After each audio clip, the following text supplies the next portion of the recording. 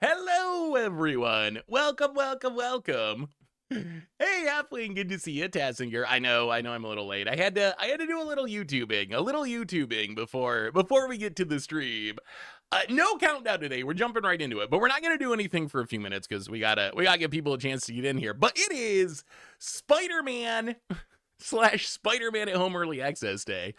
Spider-Man slash Omenpath Early Access. I don't know if I'm supposed to joke about that or not. I guess we'll find out. But we're gonna check out some new Spider-Man slash Through the Omenpath decks today, and see what's going on with some of these new cards.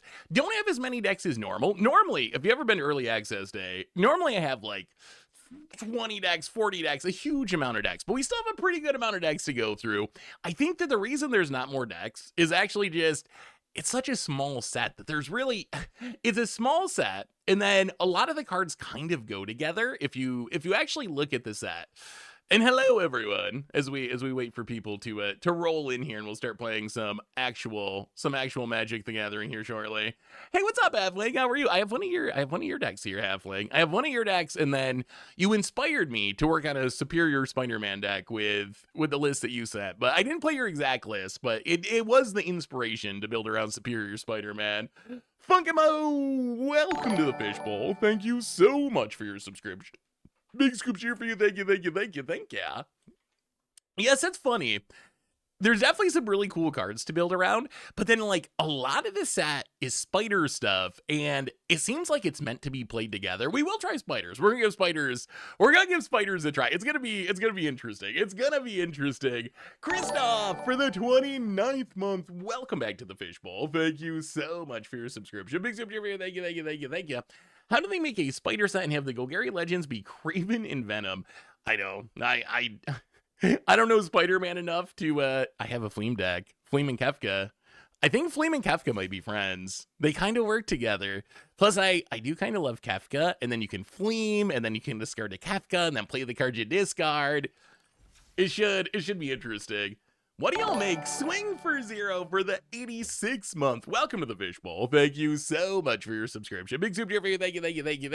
Well, let's look over the decks while we're waiting for people to roll in. And you can let me know which of these decks you want to see first. If you've never been to Early Access Day, the way that Early Access Day works is we play a few games with a bunch of decks and check things out. And then if there's cool decks that we like, we can explore them more in the future.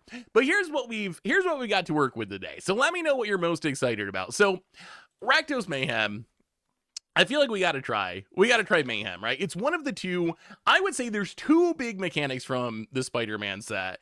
One is it's supposed to be the Mayhem deck, so discard stuff, get it back from the graveyard. The other is spiders. So Mayhem, just all about discarding stuff, getting it back with Desorex or Ruzik or these big carnage type things in actual Spider-Man.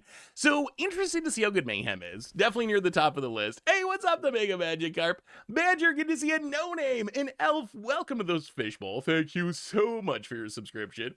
Big soup Jeffrey, thank you. So Rakdos Mayhem, web slinging spiders. I feel like the web slinging mechanic might stealthily be like one of the strongest mechanics in the set.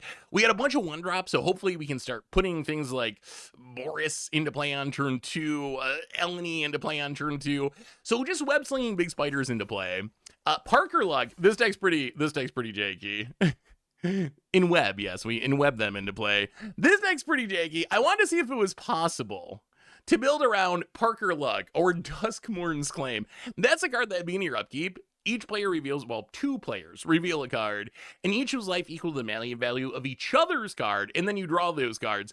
So we have these rooms that are actually cheap to play, but really high mana value. So the hope is we can, like, get them on the top of our deck, spin into it with Parker Luck, burn our opponent out of the game. Whether or not that's actually realistic, that's a whole nother question. The Spidey set is a mess. I don't recognize a single card. The Spider-Man at Home thing is a little bit confusing. We have Friendly Neighborhood or Remarkable Reading tokens. Just going super wide. This is a little different than the more known. Hey, afternoon, Christoph. Good to see ya. What's up? Dogborn Marcy. Good to see ya. This is a little different than the traditional like token control deck. This is really like a go wide aggro token deck. You hop to it. You got remarkable readings. You make tokens and you pump the tokens. So interested in tokens, Superior Spider-Man. This actually started, a viewer sent me a deck. Halfwing sent me a deck that was built around Superior Spider-Man. And when I saw Superior Spider-Man, my first thought was, which I guess is Cavallero, Mindbitten in Arena. But when I first saw it, I was like, okay, it's kind of like a body double, but without combo potential. But then what I realized, thanks to Halfling, is the power of this is it's a 4-mana way that you can get cast triggers from things in the graveyard. Like, for example, we can cast a Superior Spider-Man and copy a Meosion of Night's Reach. Meosion, it enters with a divinity counter if you cast it from your hand. So even though we're going to copy this from the graveyard, we cast the Superior Spider-Man from our hand. We get a copy with a divinity counter, remove it, you got to discard your hand. Or Bringer of the Last Gifts, a living death, if we cast it from our hand. So we can cast this, we copy this, we get everything back. So excited to see if that actually works. I'm doing well, Mega Fox. How are you? Good to see you, Mr. Peaches. Welcome, welcome, welcome. Oh, that containment that match went so poorly. My goodness, do they have every possible answer right down to the containment freeze. I can't believe they stealthy added Emerald. Man, so many subs today. The hype train is running. Chook. And Sullivision, welcome to the Fishbowl. Thank you so much for your subscription. Big super for you. Thank you. You missed one of my favorite cards in your spoiler videos. Yara, Heart of the Spider. Oh, I'm sorry, Draft Chef. I try to cover every card, but sometimes I forget one because it like gets spoiled the day before, and then when I do the spoiler video, I just miss it somehow, but I try to cover every single one. Just finished watching the It's so fun to watch. Also, there was an article released yesterday, is more Timeless coming? There probably will be more Timeless. So the way that deck went, and maybe it didn't come across well in the video, but I recorded, so they spoiled the cards accidentally by putting them in the client, and as soon as I saw it on Twitter, I started recording the video. So when I was recording the video, it was before they actually announced it, and then like later last night, they actually posted an article announcing it. So when it was recorded, our opponents hopefully didn't know that Emrakul existed on Arena, but then by the time the video went up, it was actually live. Kefka and Fleem, I think it's going to be fun. I love Kefka. It's just like Grixis mid-range, discard for value, Fleem to get things back from the graveyard. Plus, I mean, who doesn't? Who doesn't love Fleem? Magic's newest. I swear, Wizards would make $1 million. More than that, probably. Millions of dollars. But they would make so much money.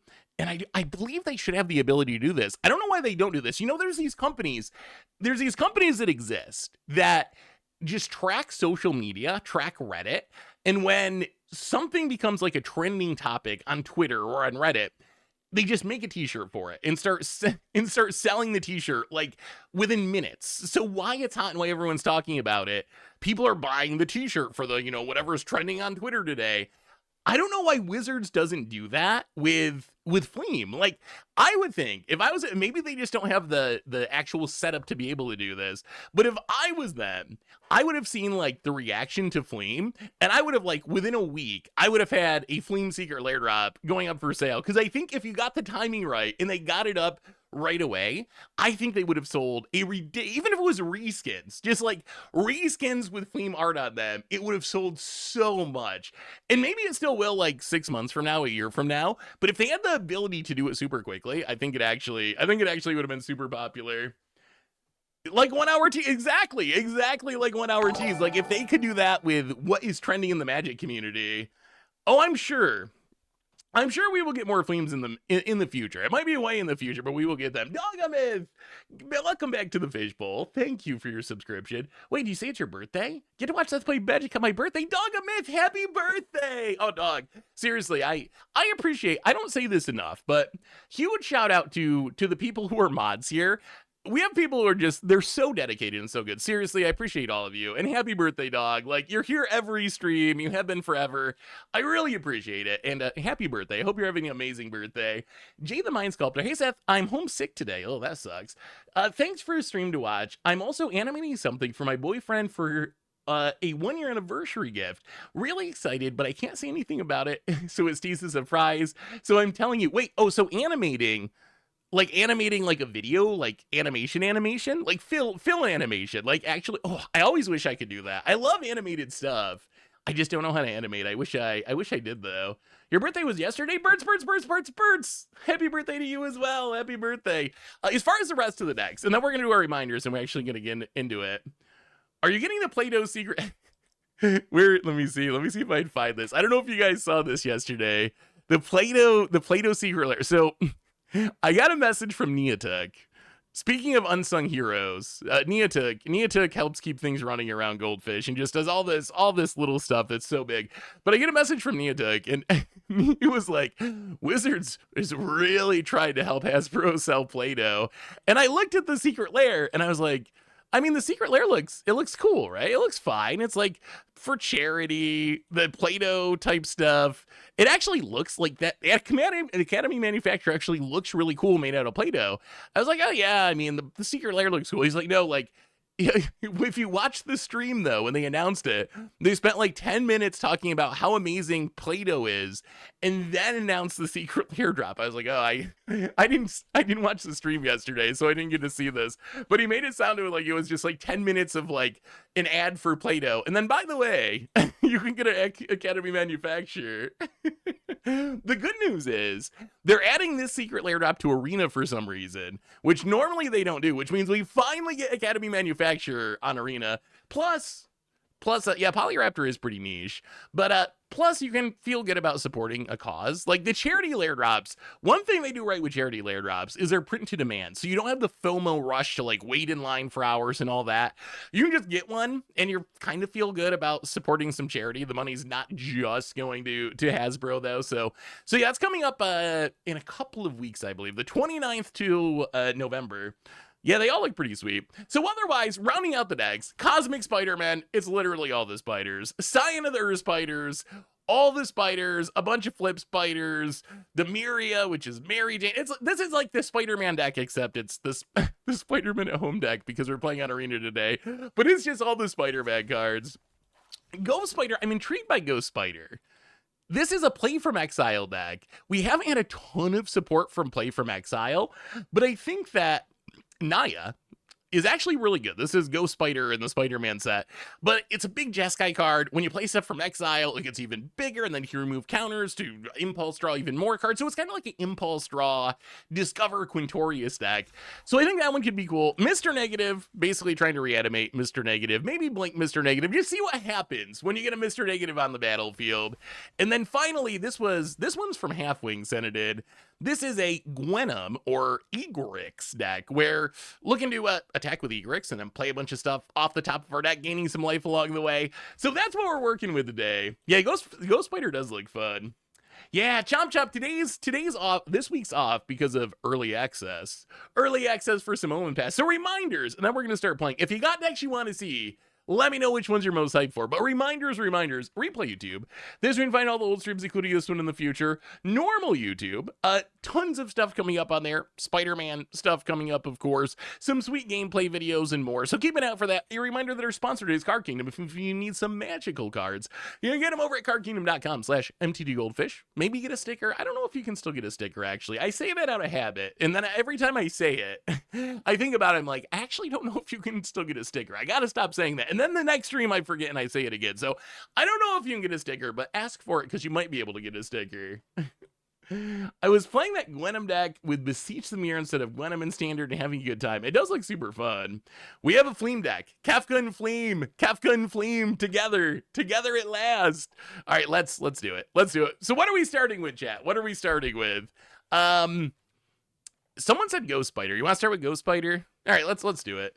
We actually might. So the way this works on early access day is we get through as many games as many decks as we can. So we're gonna play a bit with each deck. We might actually get through most of the decks today because we don't have a super huge list of decks. So we might actually get through most of them. Let's start with the Ghost Spider deck. Fleem, all right, let's start with Fleem. How do we not start with Fleem? We'll do Ghost Spider. We'll do Ghost Spider in the future. All right, here's the Fleem deck. So what is the Fleem deck? It's basically Grixis, discard stuff for value, mid-range, with the goal being that we can use stuff like Kefka, we can use Infamous Cruel Claw, we can use removal like Glacial Dragon and Broadside Brush to discard cards, and then our buddy Fleem lets us play those cards from the graveyard thanks to its Mayhem ability. So that's basically the idea. It works well with Kefka because Kefka lets us discard, so almost every card in our deck is a pretty good card on its own that also lets us draw discard. So I'm excited to see if it works. Let's give it a shot. It kind of is Baby Nicole Bolas. I'm curious, chat. What do you make? There's no Carnage in the deck. I'm not even sure. I mean, do we want a Carnage? I don't, oh man. So there's gonna be an issue here, which is, we'll play Carnage in the Mayhem deck. I don't know the names of all the Omenpath cards. So it's gonna be hard to add Carnage when I don't even know what it's called on Arena. All right, let's do it. Let's Fleem him. Let's Fleem him. So what do you all make of Fleem? Like, why is Fleem so popular? I can't remember another time recently in the Magic community where a spoiled card just immediately became such a huge topic. And this isn't even really a real card, right? It's not from the Spider-Man set. This is from the Spider-Man at Home Arena set. It wasn't even supposed to actually be a real card. It was actually kind of hilarious. You think so? That's what I was wondering. So do you think, who was it manufactured by? Like, I wonder, part of me thinks it was halfway people memeing. I think it was halfway people trying to send a message that they liked Omenpaths. Like, there's a segment of the community that really hates Universes Beyond, and I think it was an easy way to send the message like, oh, we really like this card, and it's not from the Spider-Man set. So I think part of it might have been a little bit of that too. Yeah, okay, manufactured by people who don't like UB. Yeah, I think that's definitely possible. It's kind of funny because, yes, I could see how it feels forced, but at the same time, I feel like loot felt really forced. And if something's going to be forced, I think forced by the community is more interesting to me than forced by billion-dollar company, if that makes sense. It just cracks me up. It cracks me up so much that Wizards, they tried so hard to create their Pikachu and no one cared. And then they had to make Fleem because of Through the Omenpaths, and people just went wild for it. Did I not add red mana to this deck? Is there not red lands in here? Let's play an Emmett Selk. I guess we just discard. Actually, you know what? Let's just discard this Tursa. We can't even cast it. We'll keep the lands for now. Pass the turn. My fish is bad. Welcome to the Fishbowl. Thank Relica Legends. Thank you so much for your subscription. Big super for you. Thank you. Oh, Zora, the spider fancier. Is this legendary Soul Sisters? What is happening? So this is a Soul Sister, better with spiders. Then of course Amelia Bedelia. I think we're gonna see loot again next year. We're going to see loot again next year because we know that they're wrapping up the loot storyline. Wait, is Relic not legal in Standard? We're playing Standard. It has to be legal. Oh my god, it's not legal. Why is this? Huh? Wait. It is definitely Dominaria United rotated, right? What is happening? Why are we playing against Relic Legends in Standard? Good call, but is it? This is Standard. Yes, this is the Standard queue. Except apparently, well, if I knew I could have added cards that rotated, our deck would have been so much better. We could be playing Nicole Bolas Dragon God in here. Opponent popping off with a card that doesn't exist. We draw a red card.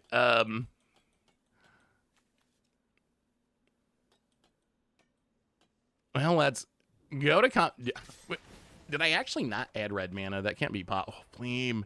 My boy Fleem. Well, I guess we discard an Emmett. Hit ya. Play a Watery Grave tapped. And, I mean, I guess we just pass. We're probably going to have to kill Amelia. Opponent finds another Halia. Gonna warp it in. Well, let's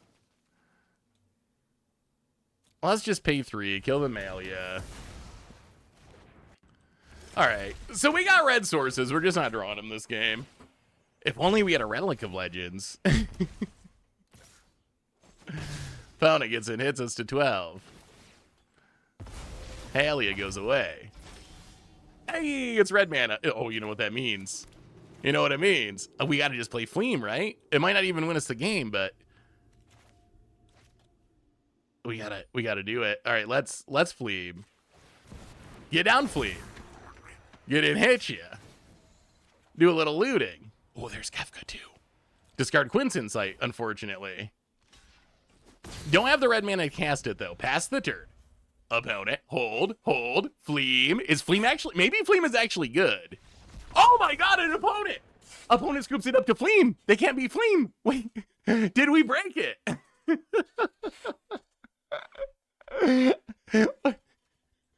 Our opponent playing cards that don't exist in standard, popping off, and then Fleem comes down, and our opponent's done.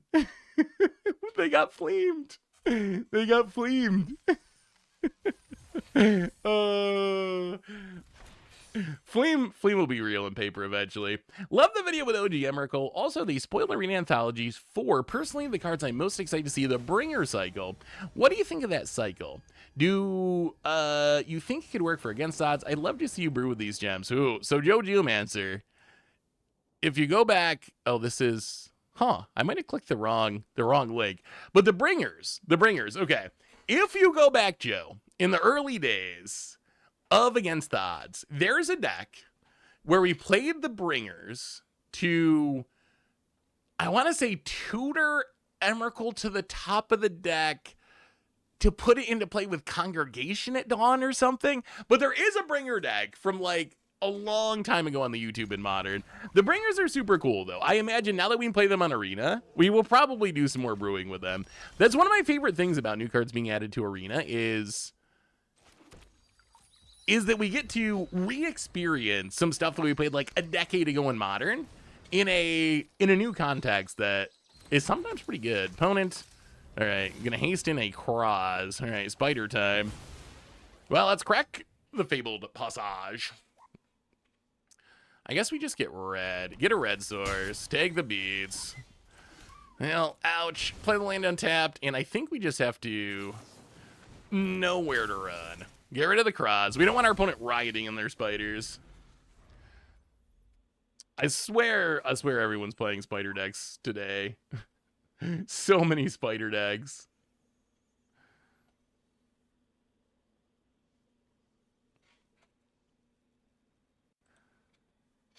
About it. Yeah, it was cool. The anthology cards definitely were a surprise.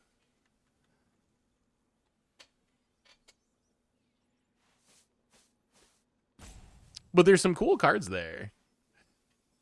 It really feels like they're trying to build into Vintage Cube. That has to be the goal, right? Is to add like a lot of these cards, Bombardiers, Chain Lightning. Burn's probably going to be wild in Historic with Chain Lightning. Even Crop Rotation Emrakul. Like, it's a lot of Vintage Cube cards. So I imagine they're trying to like just power up Arena Cube because they know that. Wow. Ooh, opponent skips their turn. Interesting. Well, I'm sorry, Fleem, but I guess we got to play your not as fun front side. Gobin. Jeans, we can always flip it later. We can flip it later. That is the power of these cards. We can always flip it later into Fleem. But get down Gobin so we do some looting. The Power Nine's already on Arena, right? Because you shuffle it in with... Wow. I just thought about that. Do you think that... How bad would the Power 9 mess up Timeless? They probably won't actually do it. Oh, no. That's a bummer. They probably won't actually do it, right? But could you imagine Timeless with actual power? Timeless with power would be so wild. It would be like Vintage without any of the defense. Oh, they would definitely have to restrict them. I mean, Fleem, 2 for 2 getting scoops so far, I'm just saying. Yeah, the bringer cycle's cool. The ability to alt cast them for Wooburg is neat. They're really still not that strong compared to current cards, I guess. But they have some neat abilities. So I imagine we'll do something with them. I don't know if you got ideas for brewing around them. Let me know. Undefeated, I'm just saying. So far, Fleem. No one beats the Fleem. No one. Oh, we have the exclusive nightclub, our Mayhem land. And we can discard it. Oh, that's going to be sweet. All right, let's Undercity Sewers. Do we want a second Gobin? Actually, probably. We can play a Gobin and then we can play a Fleem later. That seems pretty good. Oh, about it. Forest. And District Mascot. All right, well, let's Verge him. Play a Verge. Play a Gobin. Do the Bringers work with Morifon? Ooh. That's a good question. I'm going to have to read the Bringers in Morifon. I think it depends on their exact wording. All right. Fights down the Gobin. Boo. Well, let's... Yeah, we're going to play another Gobin. I really want to discard this land and put it into play and show the power of Mayhem, but so far we have not gotten there. What does Morifon say? Choose a creature type. Spells of the chosen type you cast cost Wooburg less. This effect reduces only the amount of colored mana you pay. And then bring her the whatever done. You may pay this rather than pay its mana cost. I'm going to say yes, but I'm not 100% sure. I feel like it should work.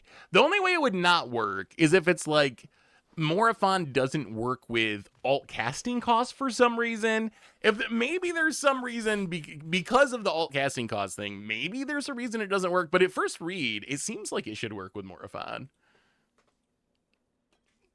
Opponent going to get in for 2. All right, we'll take it. Down to 17. Fabled Passage. Well, let's get in with a Gobin. Do a little conniving. Hit ya. Loot away. I don't even know. We might just loot this away anyway. Loot away the nightclub. Yeah, this is so awkward, but I think we actually let it go to waste because we need to draw with this. We need to draw with this Meringue River Regent, so oops. About it. We're kind of far behind on board already. I guess Kefka next turn could be good, but I'm feeling like we're already super far behind. We can Meringue River Regent, draw a couple cards.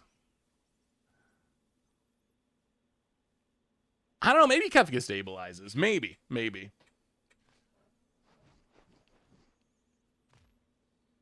It does sound like how a Plumbus is made of a Fleem from Rick and Morty. Maybe we subconsciously became obsessed with Fleem because it sounds like Fleem. Maybe there's some like familiarity there. That is possible. About it. District Mascot.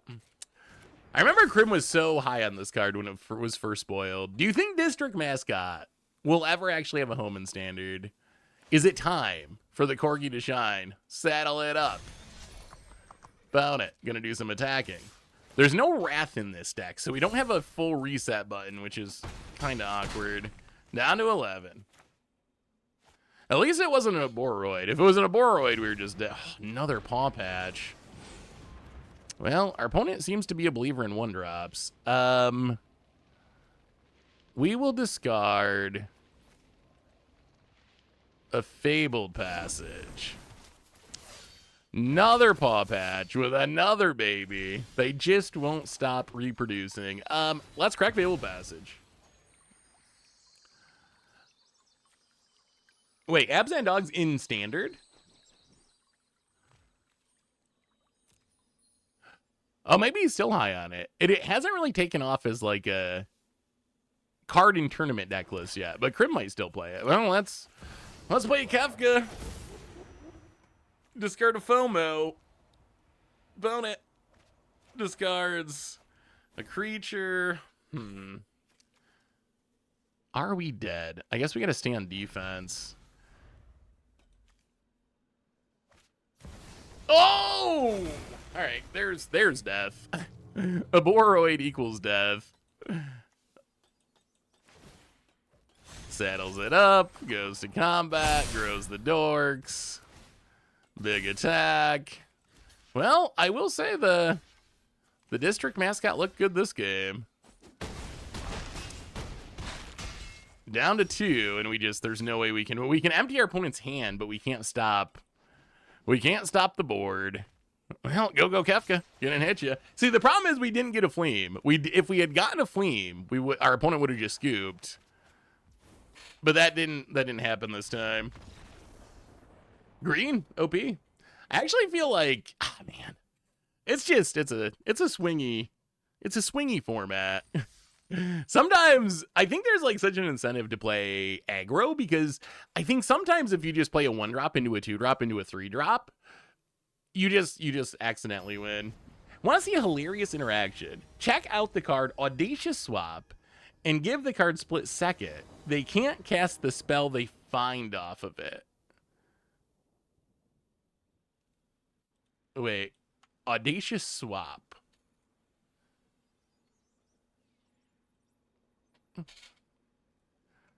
Audacious Swap, 4-mana instant, casually 2. To copy it, the owner of target non-land permanent shuffles into their library, then exiles cards at the top of their library. If it's a land card, they put on the battlefield. Otherwise, so it's like a chaos warp essentially. It's like a chaos warp. So if you give it Split Second, that is pretty funny actually. How do you give it Split Second though? What is the easiest way to give it Split Second?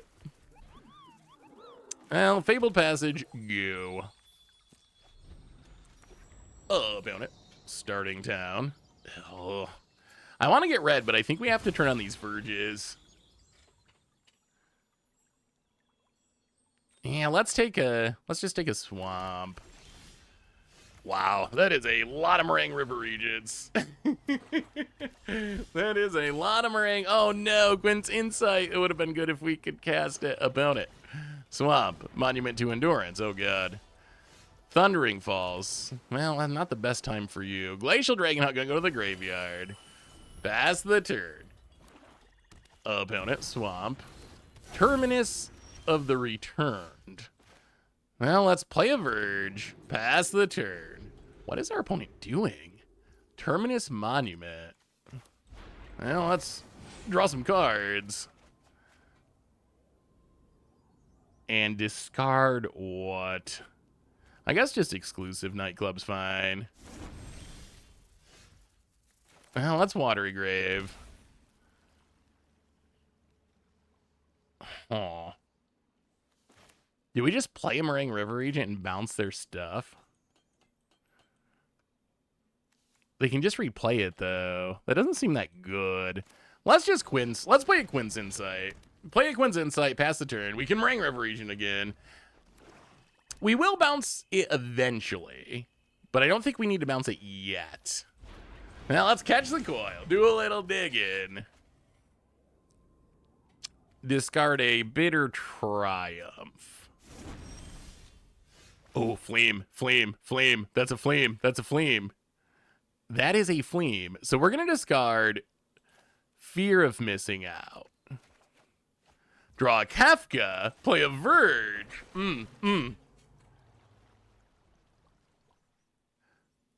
The legend rule takeout you flamed in the replies. I'm actually shocked because I actually think that is the correct thing to do. Like, so I get why people. I'm curious. I was going to ask you about that, chat. I'm going to ask you about it. Okay. What do you think about getting rid of the legend rule? And what I mean by getting rid of legend rule, because I know some people got confused by this. Here's what I would envision in my head. Is the legend rule would not have any meaning.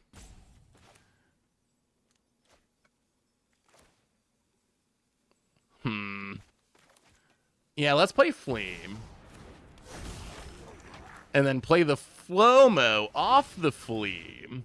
Ping ya with a Quinn's Insight, because Fleem is OP. Aw, opponent. Kills the Fleem. Draws a card. Boo. Okay. Well, we get a FOMO.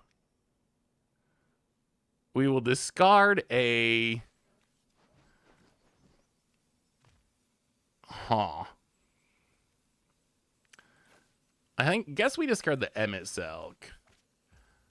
And pass the turn. So here would be my thinking. My thinking would be get rid of the rules implications of the legend rule. So you can have more than one legend on the battlefield at a time.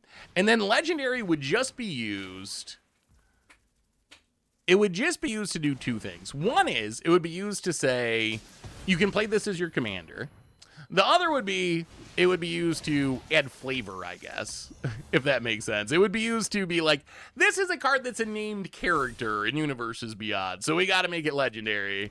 Found it, popping off with Monument. And passing, okay. We will untap. I think we discard the Raccoon Theater. Discard the Raccoon Theater, draw a card.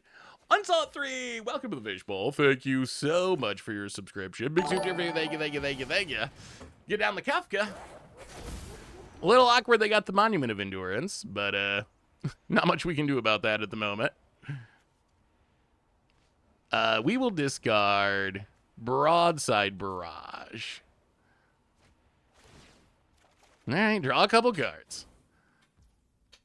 Opponent draws. Everyone's drawing cards. Fabled Passage, go. So one of the arguments I heard against it was, could you imagine 4 VVs? Could you imagine 4 Ragavads? And I have 2 responses to that. So one response is, mathematically, that's just not that likely to happen. I actually put it in the hypergeometric calculator because I was curious if I was the one that was wrong about this. And the odds of actually having 3 copies of the same card in your like opening hand or in the first couple turns is almost non-existent. It is very, very unlikely. It is very, very unlikely to happen in practice. Now we're just gonna pay 3, kill this Arden. I think we're still doing okay here. We're still doing okay. We can get rid of our opponent's last card, sort of, if it wasn't for this Monument opponent getting in hitting us. Down to 12. So that would be one of the things. The other thing is there's already cards like Ocelot Pride. Could you imagine multiple Ocelot Prides? That's already really, really tough to beat. So it's not like legendaries are unique in some way where they're especially hard to beat compared to everything else. I think the upside would be that I think it would make Constructed a lot better. We have a bunch of gift subs. Red Hammerhead handing out gift subs to Jana Wolf, the Wormo, Badger, Blipplescrots, and Sniff Power. Welcome to the Fishbowl. Thank you so much for your subscription. Big soup cheer for you. Thank you, thank you, thank you, thank you. Aw. Well, that's Kafka.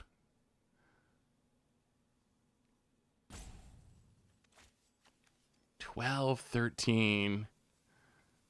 Actually, let's Emmet Selch. We can actually probably flip this next turn. Emmet Selch. Discard a Tursa. And pass the turn. See if we can get the Emmet Selch player graveyard flip. Pound it. Passing? Okay. How about a Coil and Catch? Draw. Discard Glacial Dragon Hunt. And that should be 14. That should be, yes please, flip the Emmet Selk. Graveyard on, oh my god. Oh, we have to discard? All right, let's discard the Watery Grave. Fleem. We gotta Fleem him. I think we gotta Fleem him.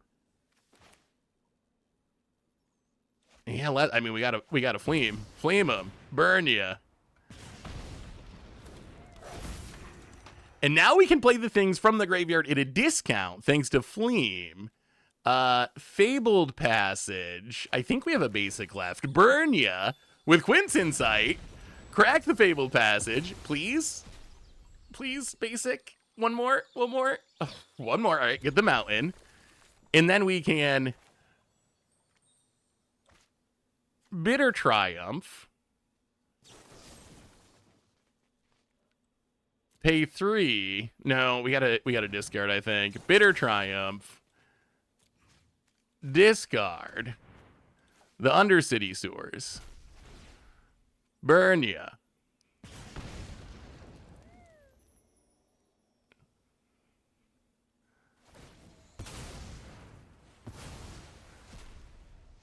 All right, opponent's going to do the monument thing. Well, let's go to combat. 6 ya. Down to 9. Fear of missing out. Burn ya. Discard Infamous Cruel Claw. Can we play a land still? No. Yeah, let's just pass. Good enough. Good enough. Good enough. Opponent. Gonna reanimate. I mean, we have plenty of removal left over, so this Ardent is not going to beat us. But we saw Soulstone do its thing. That was impressive. Opponent, Deep Cavern Bat. Well, first, we will...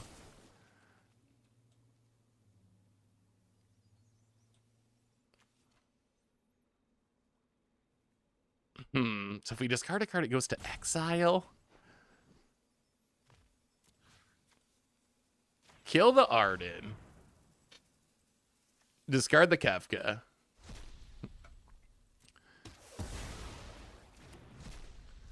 Fauna gets a Deep Cavern Bat. Sure. Takes a peek. Take some Rain River, eat it. Yeah, that's fine. That's fine. Found it. Passed. I mean, we can't go too low on life just because of the monument to endurance. So let's play the Nowhere to Run. Get rid of the Deep Cavern Bat. Get back the Meringue River Regent. Fleem has actually been insane. Fleem has actually been insane. Opponent, GG's us. Well, GG to you, friend, and we will just politely go to combat, attack, untap Fleem. We can't have our Fleem being tapped and kill ya. This deck actually seems good. I think that symbol is because it's the early access event, so it's like exists in a different realm that is neither ranked or unranked. I've never seen it before. This is the first time I've seen it. Fleem might be a real card. Fleem might actually be a real card. I saw you fight a mono blue turn second Pioneer a while back. I did my best to put together from what I saw. How do these decks win? Curious about how you would build the deck. Well, yeah, so I think like this deck would probably win with Jace, Wielder of Mysteries. We've played some turns decks in the past. It's kind of funny. I used to love turns decks, but then they became much less fun once Nexus of Fate became like the best deck in standard. And then I kind of stopped playing turns decks because they became too good, I guess. Too much of a hipster to play a turns deck. But I think they're cool again now because it's been so long. So mono blue is tricky just because you don't get hard removal. I actually think this seems like a pretty good attempt at being mono blue. You just got to play the bounce stuff. But the main idea is chain together extra turns and then have something that wins you the game as a result of that. In this case, it would be Jace. It would also be, you could play a big creature finisher that you can get down and during the extra turns be attacking with to close out the game. Something resilient, preferably. Mono blue is just tricky because, especially against aggro, the bounce removal is just a little bit sketchy if your opponent's just playing like red 1-drops, but I like the idea, and I like how budget friendly it is. Well, all right. Yeah, Fleem is good on both sides. I think the legend rule is good and constructed as it will force card diversity. So, interesting. I would say, I feel like it does the opposite. I feel like we live in a very narrow standard, and I don't want to say it's just because of the legend rule, because I don't think it is. I think it's one of the contributing factors. But I feel like so many things are legendary now. And maybe this is mashing together legendary and being designed for commander, because they kind of go hand in hand. But so many cards are legendary and designed for commander now that a huge portion of the cards made are just not really playable in standard. So I feel like we end up in a world where there's like fewer and fewer cards being playable. Because if you just look at like popular cards, like what's actually seeing play. See how many legends exist on the list of the 50 most played creatures. Vivi, so there's 1.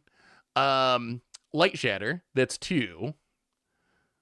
I guess Cecil, that's 3.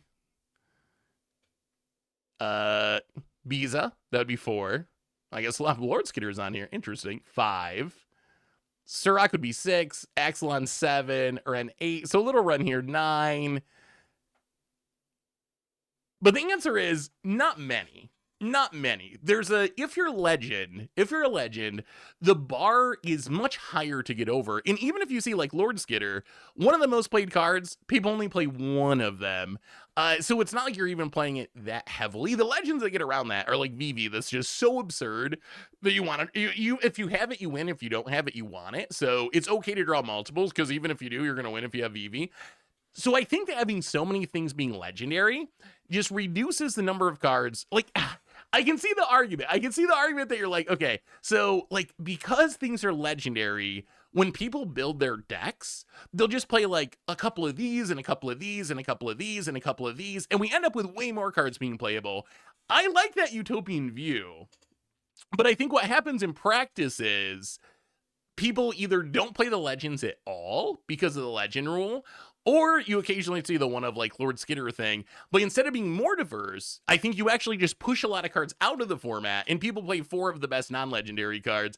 So that's a problem that I'm trying to solve. I don't know, maybe it's not even worth solving. Maybe it's not even a problem that... Is the legend rule change idea coming from Spider-Man having too many legends? Yes and no. So the Spider-Man set really drove home just like how over the top, like that set is very over the top. It's like the most extreme example. But if you actually look, I don't know if I can find it right now. Oh man, there's a chart that shows how many legends have been printed in each year of Magic. And it is very, very, very jarring.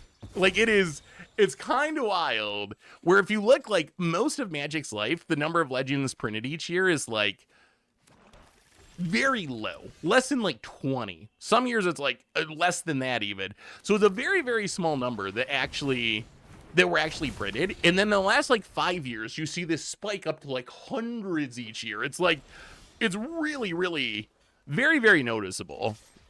So yes, Spider-Man is the most extreme example of this. But it's not really just Spider-Man. It's that this is what modern set design is, I think, in this era of Magic. Ooh, Clifftop Lookout. My favorite frog. If I could add one card to standard to fix it. Oh, God. I don't know if that card exists. I don't know if there is one card that I could add to standard that would just make it great. Because I think the issue is not like, I would say some sort of answer to like Soul Cauldron or something, but I'm not sure that that's really the issue. I don't know. Surgical, maybe. Strip. I mean, if I had Strip Mine, I would have a lot of fun. I don't know if anyone else would have fun, but I would have a blast. Yeah, let's just get rid of. Actually, no. Let's Nightclub. Let's do the same thing. Let's Nightclub. Let's play the Nightclub. Take our beads. I was thinking of playing Fleem, but I think we just play the infamous Gruul Claw. Surgical would be very good. It's funny, Thoughtseize might fix it, but then also last time we had Thoughtseize in Standard, people complain like crazy. People complain about Thoughtseize in Pioneer and Mod. Like, some people really, really do not like Thoughtseize and think it's very unfun. So yes, it like kind of can fix things, but it also might not be as obvious because some people really just don't like it. Well, let's do infamous Gruul Claw thing. It's gonna hit you. Spin it to win it, spin it to win it. Oh! Yes, we would like to cast that card. How do I cast that card? We're gonna cast... You know what? Let's just play Meringue River Regent. We will discard a Glacial Dragon Hunt. Not bad. How about a free 6/7? I don't even think we bounced the frog. You can keep it. That's fine. You can have your frog opponent. And then we will Fabled Passage. And I mean, we got to do it. We got to do it. All right, opponent, would you like to scoop? Would you like to scoop? Fleem is here. Pass the turn. About it. Hey, what's up, Stone Rain? How are you? Good to see you. All right, more cliff top lookouts. Cabal Therapy. I'm surprised we haven't gotten Cabal Therapy in Modern yet. I feel like Cabal Therapy would be a sweet Modern card. Cabal Therapy is like a really skill testing card. I feel like Pithing Needle would be helpful in Standard. I'm not sure that there's any one answer that fixes Standard, though. But I think it would be helpful. I think especially Pithing Needle wouldn't shut down VV making mana, right? But it would shut down Soul Cauldron. I think you need a Pithing Needle that is worded like Phyrexian Revoker. You need a Pithing Needle that's worded like Phyrexian Revoker, so it shuts down mana abilities. And the problem is, even that's pretty tough, because the way VV works, and Cauldron works, is it gives VV's ability to other creatures. So if you name VV, but then they have a big Mako, they could still make mana. So I'm not even sure if that works, but it's like close. I got 1.1k views for the first time on a video. Hey, congrats, Stone Rain. That's a huge accomplishment. That is awesome. Well, let's party. Let's party a bit. We got a Fleem. We got a Meringue River Regent. We're gonna do a little attacking. And oh man, I guess we gotta kill something. I guess we gotta kill a frog. All right, kill a frog. We didn't want to kill a frog, but I guess we gotta kill the frog. Snakeskin Veil. Sure, that's fine. And Strength of Will. Okay, so opponent's gonna add some counters to their frog. Spicy. Double blocks Meringue. Oh, you don't want to double block. Okay, there you go. Oh my, this isn't gonna, no, you can't double block, opponent. This isn't gonna work. I'm just gonna put all the damage. Wait. No, don't auto-allocate. We're just gonna put all the damage on the other one. There you go. Wow, it was almost scary, but the double block. Ah, Kefka. Yes, we'll take a free Kefka. We'll discard a Broadside Barrage. Whoop. And then we'll discard an Emmett Selch. Oh yeah, that went so poorly for our opponent. The double block does not work very well with Strength of Will. And then we'll play Emmett Selch from the graveyard. Discard a Fear. Oh my goodness. Discard a Fear missing. A Fleem is insane. Fear missing out from the graveyard. Discard a Blazemire Verge. Wow. Fleem almost leads to these like combo turns. I've been very impressed with Fleem. I've been very impressed. Milikiru, welcome to the Fishbowl. Thank you so much for your subscription. Big super for you. Thank you. Vote it. 2 tier symbiosises. Well, let's just end it. Meringue River Regent. Bounce you. And do a little attacking. Fleem. We will untap the Fleem, of course. Discard a land. Draw a couple cards. Fleem might actually be good. I want to see Fleem with Hearthfire. Yeah, so this is a pretty, like, mid-rangey deck. But the more I play with this, the more I feel like this could actually be, like, Fleem, maybe it could be a combo card. Like, you might actually be able to set up Fleem combo. What is the name of the set on Arena? It is called Spider-Man at Home. Legally distinct. Legally distinct Spider-Man. It's actually through the Omenpath. How confusing is this so far? So far we've been playing Fleem. So that's a card people tend to know because it's Fleem. How confusing it? I'm kind of finding myself confused with the card names already. I think I'm gonna have to learn all the card names in paper and all the card names on Arena, and that's just a lot for my brain. It's a lot to ask. Do we want a FOMO? Opponent played a Sacred Foundry. Yeah, let's mill the FOMO for now. That's fine. Pass the turn. Are you aware there is still an Explorer tab on your website, even though the format doesn't exist anymore and hasn't for a while? No, but thank you for letting me know. I'll talk to Richard, get it looked into, see if we can get it out of there. About it. Yeah, I guess it was a little while ago they officially started calling it Pioneer, right? Fabrication Foundry, going to trigger the weapons manufacturer. Phenomena. Oh, it's Peter Parker's camera. Phenomena recorder. Well, let's get him the go bin. I'm actually kind of scared about these munitions. Loot away a bitter triumph. Play the Verge. Yeah, pass the turn, can't do anything else. Yeah, Crumbling Vestige is a big addition for Pioneer. Finally. Double manufacturing. Ooh, yeah. If they find a way to start sacking munitions. Ooh, like a Legion extruder. And they kill the... Oh, boy. Yeah, this is bad news. Oh, no. Well... Yeah, we got to... I think we're dead. We're not even hitting lands. That's unfortunate.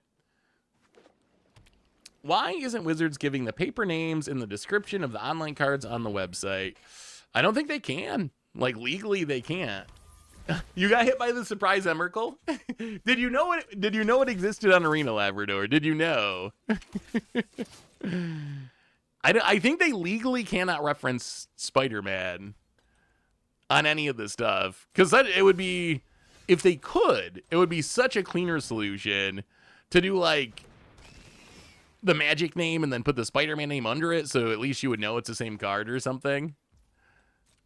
But yeah, I think they just legally cannot use the Spider-Man names there.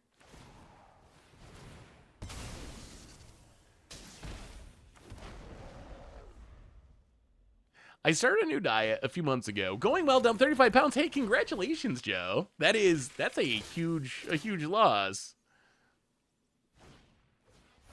Arachnid guy, yeah. Oh, I think we're gonna lose this one. Our opponent they're just like popping off here.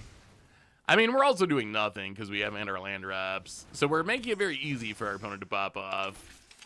But I mean, even if we lose this one, I think we've seen that Fleem is actually, oh, man, still 3 lands in our top 16? In our top 16, eh? Well, let's play a FOMO.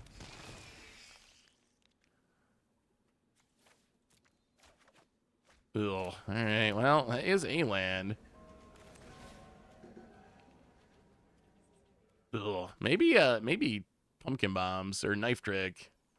Maybe it's not that good. And it's only a 1-of. All right, we'll just pass. About it. Are you running any legally distinct Guy in the Chairs? No, Guy in the Chair, I don't think it's like a playable card, really.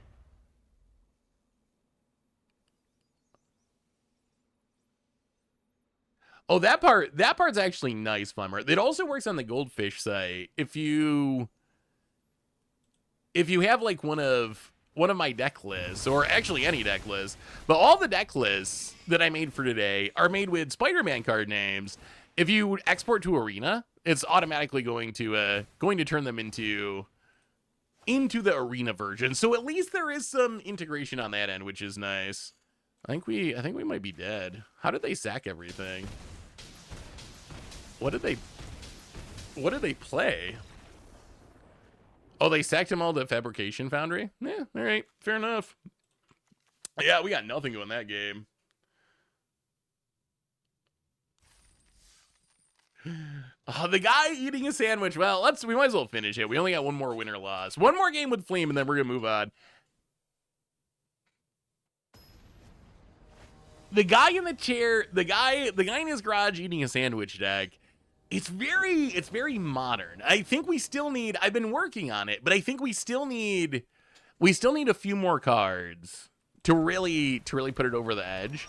I guess I could use older Magic cards, but there's just not as many that really hit the mark as in the Universes Beyond era.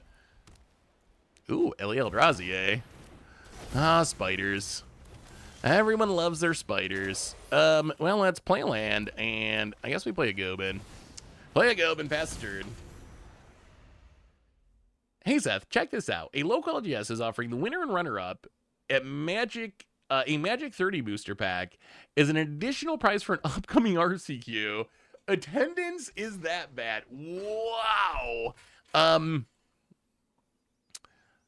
much is a Magic 30?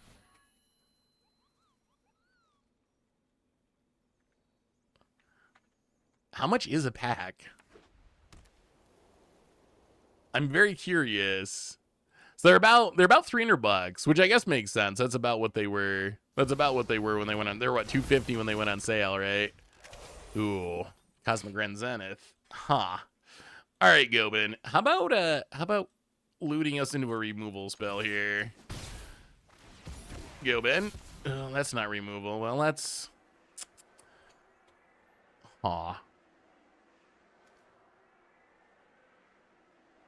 Yeah, I mean, discard the nightclub, I guess.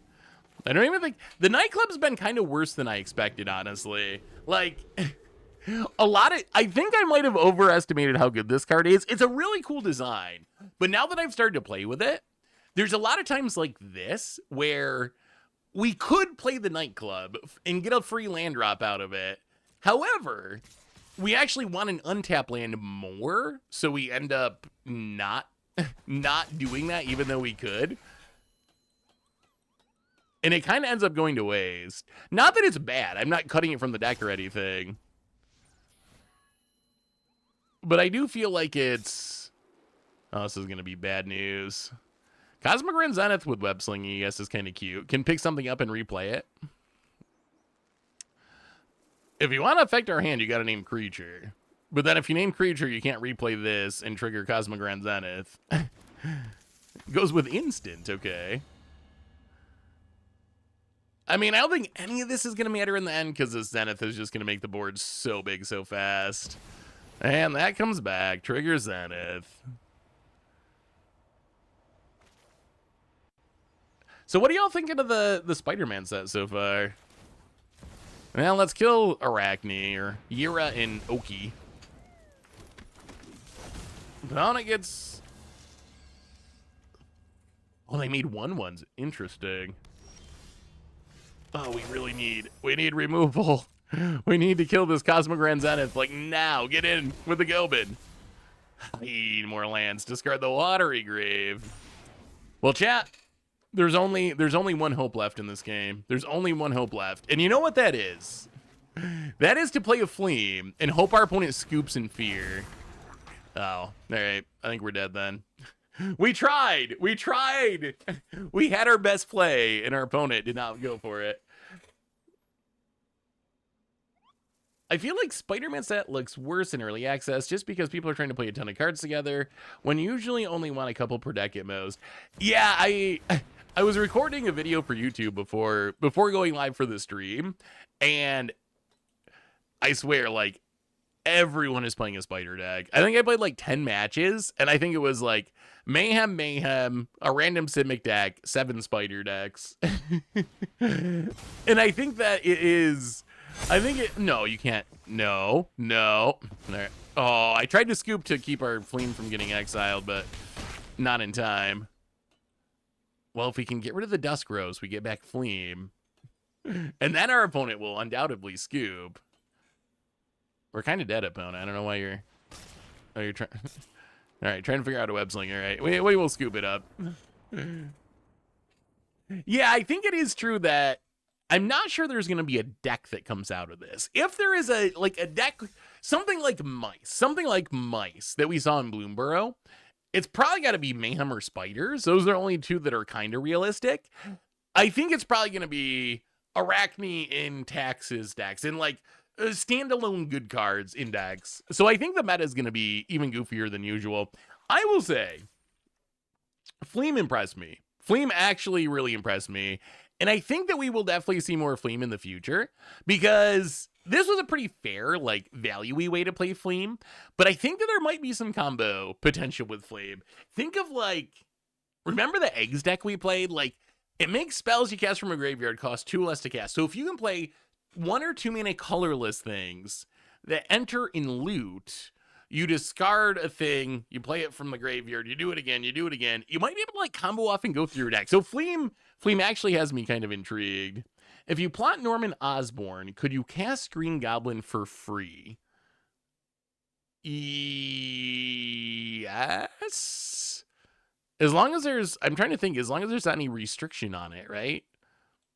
But yes, because one of the tricks I remember, Kellen joins up. I mean, I think you should be able. Actually, can you?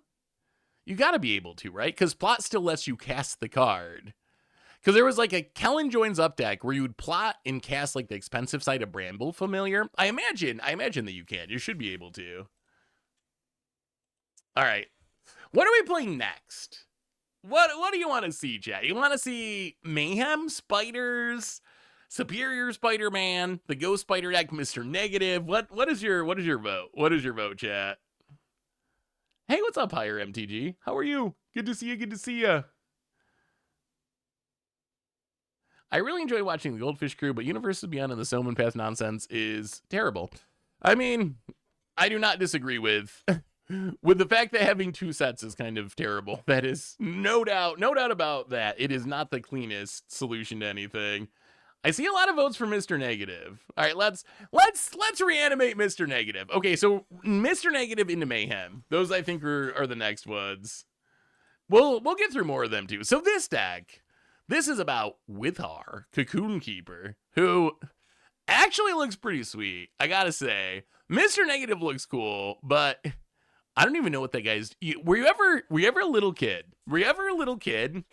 And you decide to go into your bathroom and turn yourself into a mummy with toilet paper. And then your parents get really mad because you wasted a lot of toilet paper. I kind of feel like that's what this dude's doing. He kind of reminds me of that. Like just making himself into a toilet paper mummy. You never did that?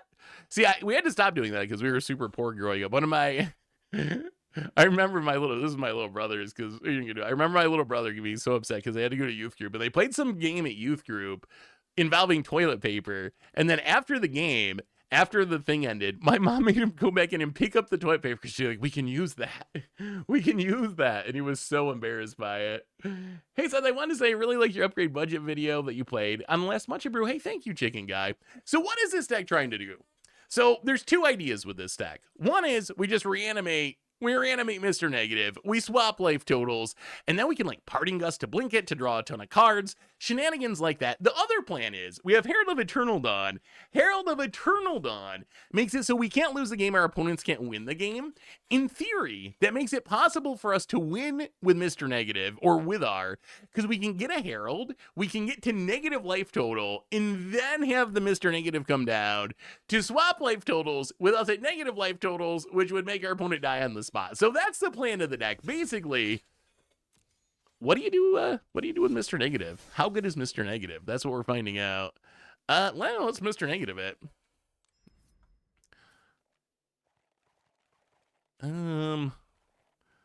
Wait, where did it go? All right, here we go. Mr. Negative match 1.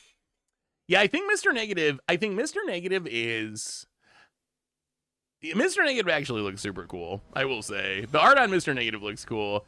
I do think it would have been sweet. I think Krim suggested this. If it was the one card in the set that was white bordered, that would have been so cool. But that probably is not feasible, I guess. I still wonder, because y'all know more about Spider-Man than me. I asked this on the podcast and no one had an answer. How did Mr. Negative become a superhero? Like, when I think of Spider-Man, I think the tiny bit of Spider-Man lore I know is Spider-Man was bitten by a radioactive spider, and then it gave him superpowers. What happened to what was Mr. Negative bitten by? What did he fall into to become Mr. Negative? A film canister? Like, how... What is the origin story? I'm very curious about the origin story of Mr. Negative, because I just don't know. Being bit by a radioactive spider and getting spider powers, that makes sense to me in a superhero kind of way. But how do you become Mr. Negative? He fell. He was bitten by a camera in the darkroom. He pressed control I. An accident involving Peter Parker's camera. Firebrain scheme. I wonder if this card's actually good. It's kind of like Opera Love Song, but it's 1 mana and sorcery speed rather than... Do we have to kill this? I guess we're going to kill it. I don't even want to kill it. I want to be doing other things, but... I feel like this is scary enough that we should probably just make it die. He defeated Mr. Positive. That is probably the best answer yet, actually. Mr. Negative was captured by a crime boss, Silvermane, to serve as a test subject alongside the future Cloak and Dagger for an experimental procedure involving a synthetic drug created by Simon Marshall. The experiment gave the characters control over the Dark Force and the Life Force. Oh, okay. That actually makes way more sense. We're gonna Impending Overlord here because we have these Zombify. So if we mill something big, all right, we mill nothing at all. Well, land go. That actually makes sense, Dogomith. Thank you. I've actually been wondering about that for like a week, and I did not bother to Google the answer. So, opponents. There's a lot of Monument to Endurances. I guess people really like Monument to Endurance in the Mayhem decks. Well, I think we play the Collector's Vault. We play the Verge. I think we just take the beats. Although it's unfortunate it triggers Monument. But I think we take the beats, do some looting, get low on life, Mr. Negative, got him. We got a plan. Pound it. Gonna discard Tarian Mauler. Why are you playing Tarian Mauler? Huh. Okay. Sure.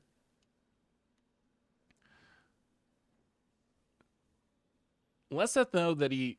I'm still not sure about that. If there's anything I've learned from Universes Beyond, it's that Sephiroth is Cloud's father and that Spider-Man killed Gwen Stacy. Those are the only two things I've taken away from all this. And then I don't really care for Doctor Who, I guess. If you want to add a third one to the list, I don't really care about Doctor Who. Those would be the three things that I've learned from Universes Beyond. Sephiroth's not Cloud's father, he's his daddy. Oh, I see. I always get that confused. Let's Collector's Vault. Oh, do we do it? Do we do it now? If we wait a turn. How much mana do we have? 1, 2, 3, 4, 5, 6. So we need 2. Okay, let's play the Swamp. All right, there's old Mummy Hands. Pass the turn. Unimpend. Found it. Gotta discard a card. Gonna draw a card, make a treasure. The Monument seems really good in our opponent's deck. That seems like it's making their deck way better. Did Universes Beyond make me a fan of an IP that I before was not interested in? Not really. I'm pretty set in my ways. I will say, like, it's made me give IPs more of a chance than I would have. Like, I had never watched Doctor Who, and I watched a few episodes of Doctor Who, and honestly, some of them were fine. It didn't like hook me enough that I'm like a Doctor Who fan that's watching the show now or anything. And plus, it's tough when there's shows with 1 million seasons. It's much harder for me to jump into a show that has 30 seasons because I'm like, I'm never gonna make it through this. I gotta really like a show for that many seasons. But it got me to like check out Doctor Who, which is something that interesting. Roaming Throne on Villain. Okay, sure.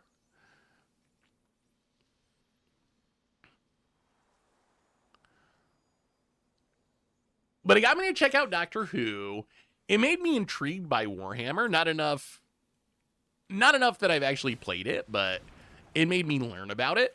So stuff like that. But it hasn't really made me a fan, I wouldn't say. Like a full fan of any IP yet. Well, I guess it's Mr. Negative time. So play the land. Zombify. Get back Mr. Negative. Swap some life totals. Oh my golly gee. Okay, well, that's not good. Right of the Moth. Get back Mr. Negative. Swap life totals. Yes, please. We go to 16. You go to 7. If they have removal, though, this is still bad. We wanted mana to be able to blink with R, to be able to draw a bunch of cards. The problem with Right of the Moth is it does give that finality counter, which is not an upside. Opponent gonna double trigger the Ruzzle. Discards another roaming through. Popping off. But they're down to 7 life. We drop to 13. Opponent, do you have an answer? Can you kill the Withar? Leave Mr. Negative alone. Okay. Opponent's gonna steal from our deck. Wrench, Speedway Saboteur. What do you think of this set? It definitely seems like greatest, I don't want to say greatest hits. It's actually the opposite of greatest hits. Like cutting room floor cards from the past year or two of Magic. Like this is pretty obviously an Ether Drift art, at least in flavor, that wasn't printed. We saw Bloombro. We saw some Duskmourn. What do you think about the Omenpath, like, kind of just being a conglomeration of the last, like, 2 years of sets? A little bit from here, a little bit from there. I have no idea what the story is, like, which I guess makes sense, because the story would be Spider-Man, not whatever the Omenpath set is. It's kind of cool to see, like, these characters from others. It kind of feels a little bit like a Aftermath, a little bit like a Master set almost, where you have like a whole bunch of things from different planes come together. There's obviously, yeah, there's no story. But I also felt like there was no story in the Spider-Man set. Did our opponent steal removal from our deck? That would be kind of awkward. Opponent getting in with Ruzik. Sure, we're gonna take it. Down to 8. Opponent passes. We draw an Overlord of the Baelmerk. Well, go to combat. Do some attacking.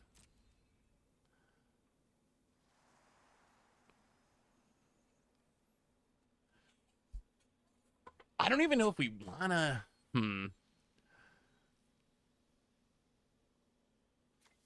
If we blink it, we don't draw much. The exchange also doesn't do much. So Bitter Triumph's down to 4.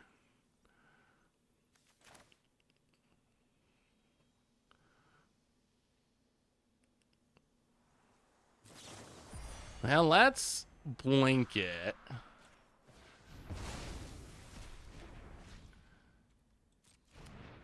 Let's blink it. And then... I guess Impending Overlord. Mill some cards. Okay, Charming Prince is actually something, at least. Get a Charming Prince.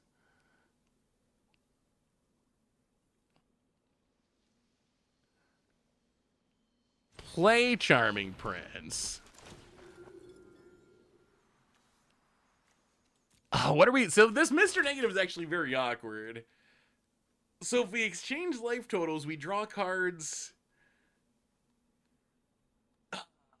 We draw cards and maybe... You know what? We're going to do it. Let's gain 3 life. We're just going to do it. We might die because of this, but we get back a Mr. Negative. We're going to draw a bunch of cards. Unimped. We drop to 4. If our opponent has another removal spell, they get to keep looting forever. Then we do end up, I think, dying because of this monument. Or if they can discard a card at instant speed before we get to Mr. Negative. I mean, the card draw was huge. We drew a ton of cards. I mean, that's the power of Mr. Negative, right? It is a ton of card draw, too. Man, our opponent's deck is interesting. Random counters. I do not know what is going on. Well, let's see if they got removal. This is a 6/6 lifelink here. Either that or they just need a way to discard at instant speed. Oh, all right. Sure. You know what? I will point out, that was because of double black cat off of Roaming Throne. Like, our opponent did not have removal. Those both were removal spells from our deck.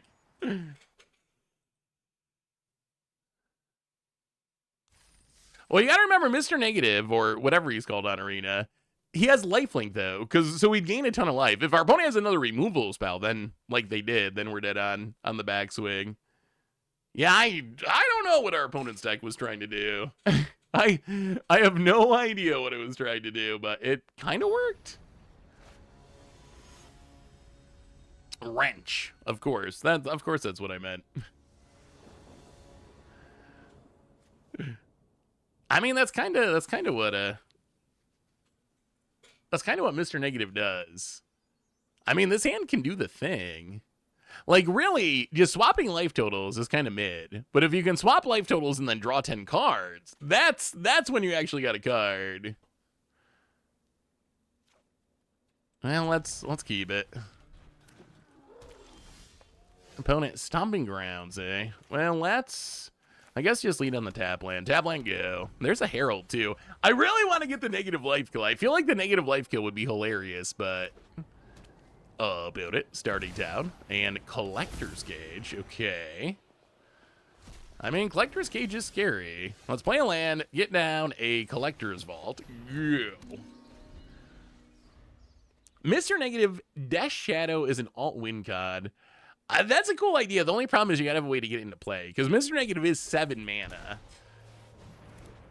Oh, it's the modified thing. Interesting. Well, let's play a Shadowy Backstreet, see what we got on top. Zombify.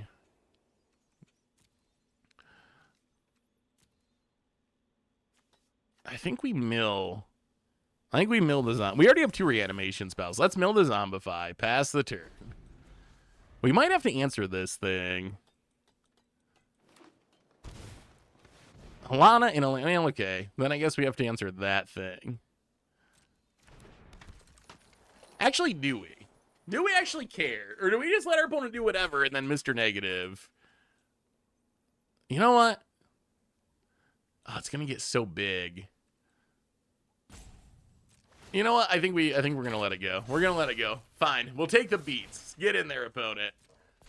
Get in there. For 6. Hits us. Down to 14. Well, we will loot.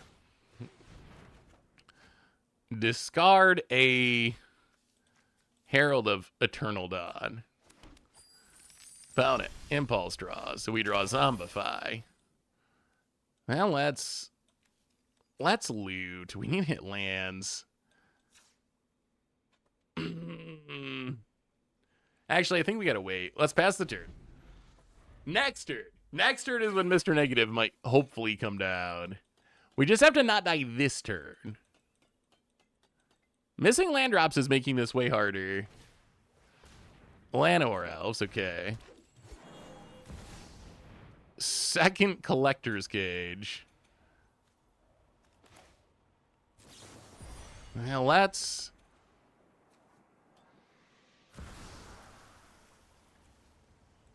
exile the 6/6, give you a fish. Opponent, Collector's Cage. Spins it to win it into an Unending. So the question's probably going to be, does our opponent have removal? And they get to dig with this Collector's Cage. Opponent plays the land, goes to combat. Pump something. Well, let's... Actually, we'll wait. Opponent grows a Llanowar Elf, goes to combat. Gets in. Makes a token. Well, we take the beats. I feel like they're going to just get a Sheltered by Ghost under this Collector's Cage, and we can't really stop that. So let's loot. Man, still not a land. Well, discard the Mr. Negative, untap.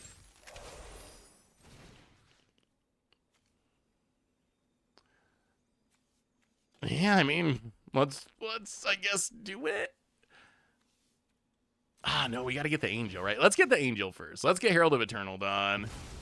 Like I said, with the second Collector Cage, I don't think this works. I expect our opponent should have an answer. We just haven't had enough mana to really do anything. But if our opponent just attacks us, Aboroid, okay. If they don't have the answer, they hit us to negatives. Oh, it's under the cage. Okay, goes to the Aboroid. They don't have it. Oh, hit us, opponent. Hit us. Hit us. Hit us for all you got. Hit us for all you got. Hit us for all you got. Don't read the graveyard. Don't read Mr. Oh, we got him. We need to top deck of land. We need to top deck a land. Ah! We top deck the land. We top deck the land. We did it. We did it. Right to the moth. Negative 28. Mr. Negative. Swap it. Yes, we would love to swap.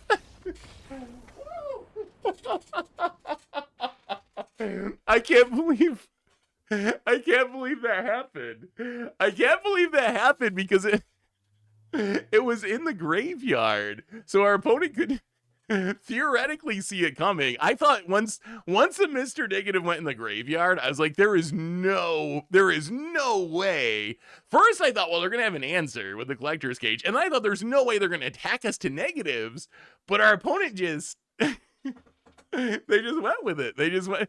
You got the Aboroid popping off. How do you not get in the damage? Wow. Well, that is the sweetest win we've had so far. That's for sure. I honestly did not expect us to get the negative life total win, but maybe our opponent. It is also possible because I know Swayze's a good player, so it's also it also is possible that Swayze knew it was going to happen and couldn't answer it and was like, "Well, if I'm going to die, I might as well die in the funniest way possible." So that is, I guess, also possible. Oh, I can't believe it worked. All right, let's try it. No reanimation yet, but hopefully we find some. The magic gods have smiled upon us. Honestly, I feel like the magic gods. Oh, here's spiders. I feel like the magic gods smile upon me pretty much every day. Super lucky. Are you excited to play with Memory Jar or other cards from the new anthologies on Arena? I'm excited to play with a lot of the anthologies cards. It is Memory Jar in specific. I'm excited to brew around because that's a card that outside of Cube, it's never been legal in Modern, never been legal in Pioneer, not in Standard where I've been playing. So I've never really gotten a chance to really build around it. So I'm very interested to see what it can do because it's just something that I haven't really. I think we actually just kill this right now. Let's discard a card, kill the Boris, discard the Angel. I'm just not sure, like, when I think of it as a Storm card. So I know we can play it in Storm, but I'm curious if there's, like, something beyond that we can do with it. Is there something other than just Storm that we can do with Memory Jar? I mean, that's one of the upsides of Arena and Moto, right, one of the upsides of Arena and Moto is no reserve list to worry about. Well, I guess we impend another Overlord. Wow, there were no lands on the top of our deck. I think we actually just leave them in the graveyard. Why are we having so much trouble hitting lands with this deck? Seth is Flibblethip Magic's best candidate as a mascot. He's not force like Fleem or Loot. Just an honestly loved character with a simple, recognizable design. I mean, for me, Flibblethip is Magic's mascot. I like Flibblethip. I think Flibblethip fills that role really well. Well, we'll keep the Concealed Courtyard. Unimpend. Let's see if we die here. Because they can hasten spiders with Karas. If not, then we get to reanimate next turn, and maybe we got a shot. Opponent. The Clutter Cluster. Okay. And big attack. Get some counters. Hits us.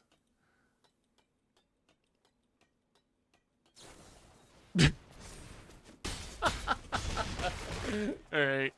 Sure. Well, that's what we get for missing land drops. Grow extra arbs. Fair enough. I mean, it is literally just everyone's playing spider decks. I think the problem is, like, the set isn't big enough to support much. So I feel like everyone that's doing early access just build a spider deck because that's like you put all the spiders together and you get a deck out of it. If you're a spider hater, this is probably not the set for you. You know, we're gonna try this. Whatever. This hand does not look good, but we are on the play. We can scry with the Charming Prince, and we do have a couple Mr. Negatives. I like the aesthetic of the Omenpath set. I think it actually looks way better than I would have guessed. I thought it would look way worse than that, personally. I'm also, like, pleasantly surprised that we even got an early access day from it, because I did not expect an early access day. I thought they might not do one, so I'm glad that they did one. We get to check out some of the new stuff, at least. I don't know, like, what else could be a Magic mascot? I know Colossal Dreadmaw is a meme, but I don't think you can have Colossal Dreadmaw. I don't think you can have Colossal Dreadmaw be your mascot, really. I don't think that really works. Well, there's all the lands we couldn't draw in the past. Let's play a Collector's Vault. So I don't think that really works. Flibblefip is good. Wizards obviously wants it to be loot, but I don't know if that's going to work. Fleem, I don't know if people actually are really going to love Fleem forever if it's a flavor of the week thing, but Fleem might be on the list at the moment. Funky Monkey Beats for the 22nd month. Welcome back to the Fishbowl. Stormcrow, old school Stormcrow. Welcome back to the Fishbowl. Thank you for your subscription. Big super for you. Thank you. I mean, I think in the past, Planeswalkers were the mascots. Remember the Gatewatch? Remember that era? So I think in the past, the Planeswalkers were the mascots, but I think that we've moved into a different era of Magic. I think we've moved into an era of Magic where the mascots are legendary creatures. Because we're in the Commander era, and even more recently, the Universes Beyond era. I hope that the mascot of Magic ends up being an in-universe card, because I feel like if you end up with the most popular Magic card being something from another IP, that kind of just does not speak super well to your IP. Ooh, that's interesting. Arden. Well, let's discard the Arden. Get a treasure. Untap. Herald of Eternal Dawn. Okay. I'll play the land. Let's Impendent Overlord. Do a little milling. Get back a Charming Prince.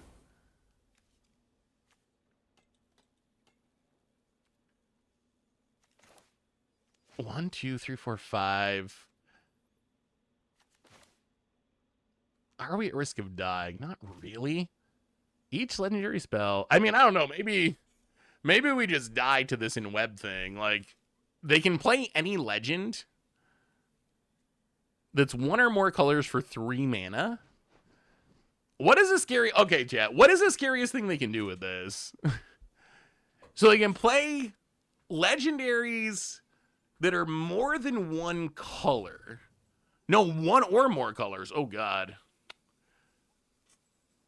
Oh. Well, I don't know. I guess we're going to find out. Velgavoth, I guess, or something like that. Well, we're just going to pass. If we die, we die. There's not much we can do about it. If we survive, then we can flash in Herald next turn to not die, which is good. Found it. Atrox is gone, thankfully. Finally. After many, many, many long years, Atrox have finally rotated. I mean, they have the colors, right? I guess this makes the color that they need. And they have the starting town. All right, well, let's see what happens. Hopefully it's just like a spider. A spider person. Ademi. How about Ademi the Silk Shooter?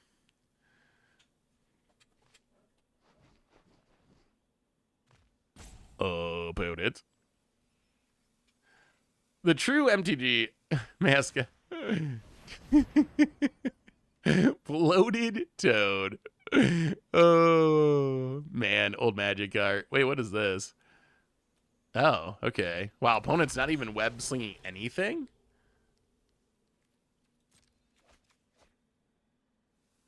So opponent impulse draws a couple of lands. This taps to make 2 mana to cast spells from exile. Opponent, Sunbillow Verge. I mean, this could still all be leading up to some sort of... Well, no, they can't web sling off this, so I guess they're not web slinging this turn. So I guess we live. Firebrain Scheme. Exiles Firebrand Scream starting town. Sure. Finds a starting town. Okay, I think we've survived. I think we've survived. Opponent gonna get in. With the Surus, we will take the beats. Down to 13. Well, let's... Collector's Vault. Do a little looting. Parting Gust is good. We'll get rid of one of the Mr. Negatives. Make a treasure. Untap. Oh, Bitter Triumph. That might actually just be better. I feel much more comfortable. Well, if we do this and they just sack this, right? Huh. So I guess we can't just kill it. Yeah, I guess we just pass. Pass, leave up our removal. We can run out the Herald. Maybe we can do the same thing. Maybe we can get our opponent to kill us and then get him at negative life. Tundra's Place. Welcome to the Fishbowl. Thank you so much for your subscription. Big super for you. Thank you, thank you, thank you, thank you. I don't know. I don't know why they would play this in their deck. Maybe it's for there is... it might be a spider. It might be another Spider-Man deck. Because there's like Ghost Spider that cares about stuff being cast from exile. So maybe they're trying to like web sling in Ghost Spider. And this is... Oh god. Scions of the Ur Spiders. Okay. Oh, do we have to kill this? Oh, do we have to kill it? So if we try to kill it, I guess we let it go. All right, go ahead. Oh, them gaining life is actually good for us. Pound it. Pump some combat.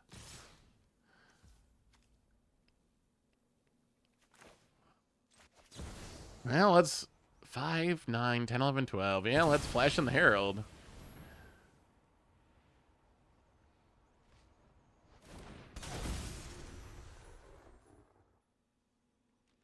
And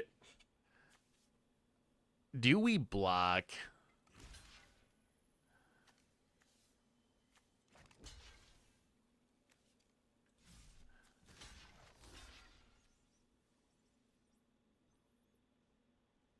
I'm so scared of that arm spell, but they don't have green mana, so block the Sign of the Ur Spiders.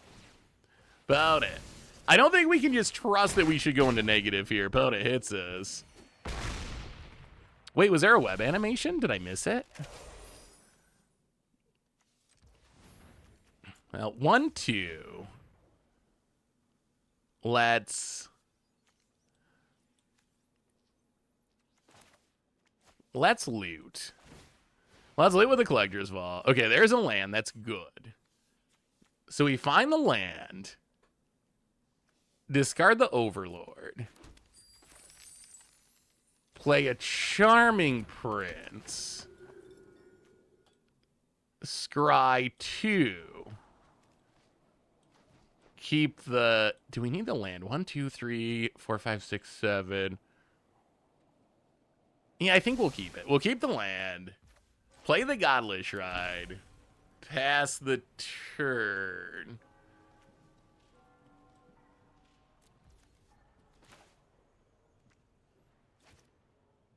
Yeah, let's just pass. Let's just pass. Unimpend.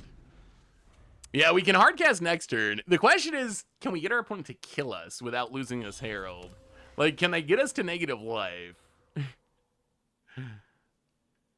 If they kill the Herald, we could still be in trouble. Opponent, Fire Brain Schemes. Wow, they've hit a lot of lands off their impulse draw.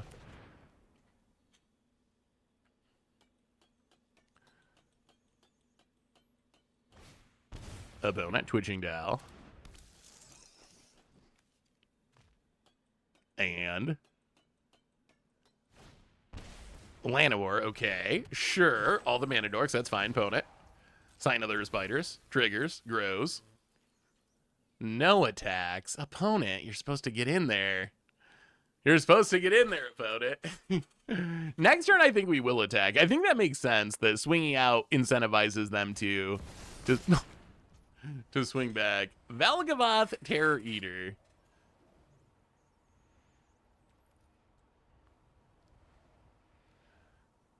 In webbed. All right, well, that's what we were talking about. There's a Valgavoth. Well, Bitter Triumph.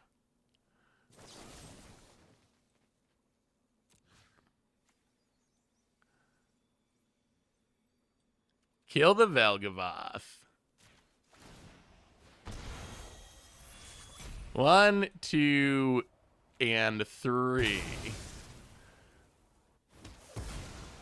So Velgavoth down. Untap. This time we are going to get in there. Combat. Get in with the Herald. Wait, does this have... Oh.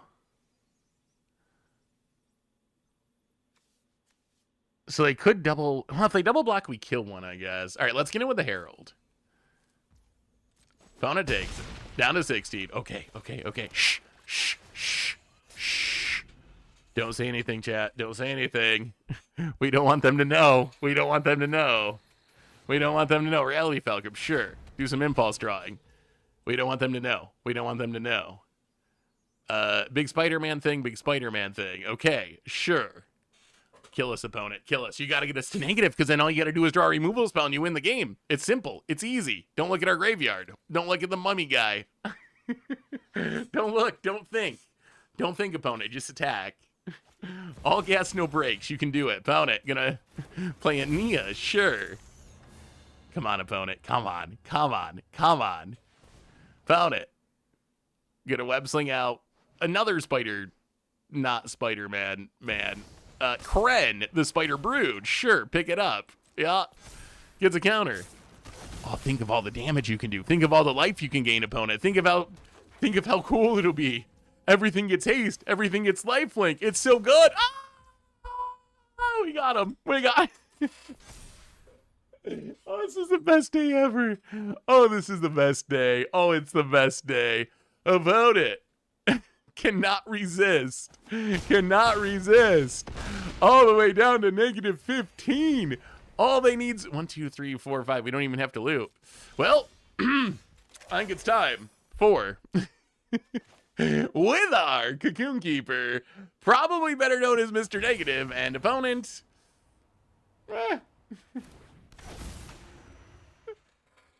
Yes, we would like to exchange. I can't believe this keeps working. This one was not as bad because our opponent didn't know for sure we could have one in hand. But this is another time where our opponent, like, they at least knew we had it in our deck because there was a copy in the graveyard. So they had to at least know. Like, are people not thinking through what can happen if you hit someone into negative life totals with Mr. Negative out? How does it keep happening?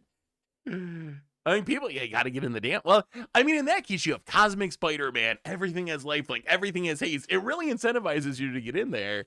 I don't know if people are, like, just not thinking about it. It is all brand new cards.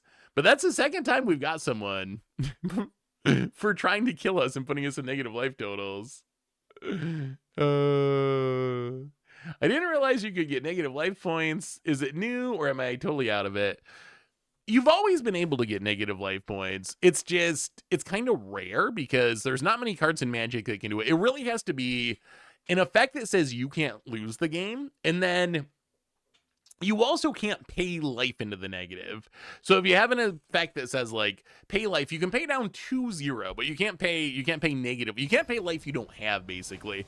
So you need, like, a Platinum Angel or the Angel we're playing. Phyrexian Unlife does it as an enchantment that, like, turns... You don't die for having 0 or less life, but it turns the damage into infect damage. So there's, like, a few cards that can do it. So it's always existed. It just is really rare because there's not that many cards that actually let you go to negative life.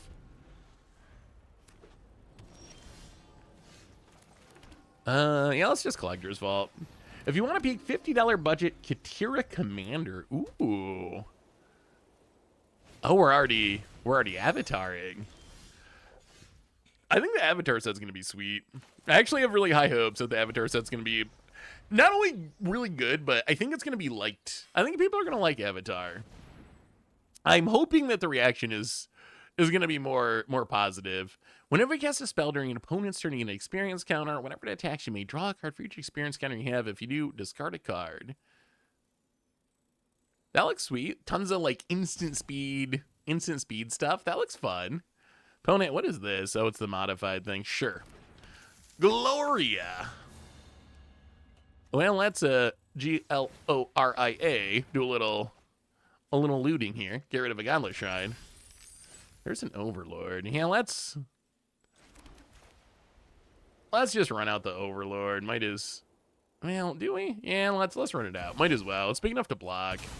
Get down the Overlord. Do a little milling.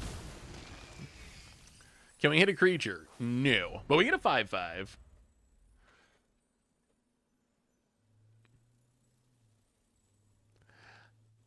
Yeah, I'm going to at least give Avatar a try.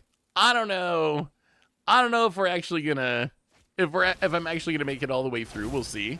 But I'm definitely going to try at least the start of Avatar. Opponent pumps the Gloria, goes attacking.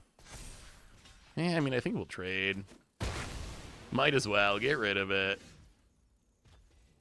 Let's just Charming Prince. Do a little scrying.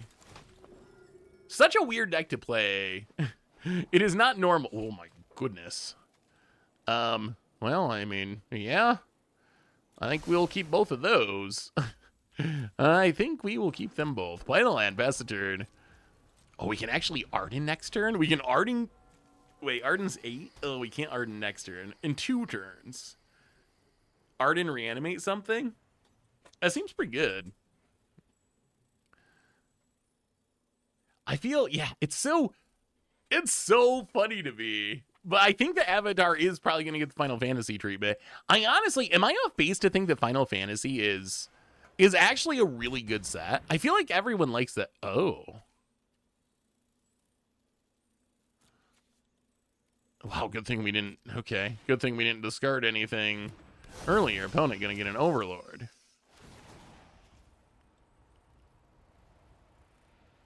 Going to exile the Overlord. Okay.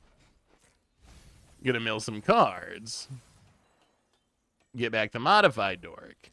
And opponent goes attacking. Well, let's do a little looting. Discard a Herald of Eternal Dawn. Take our beats. Down to 18. Well, play the land. Pass the turn.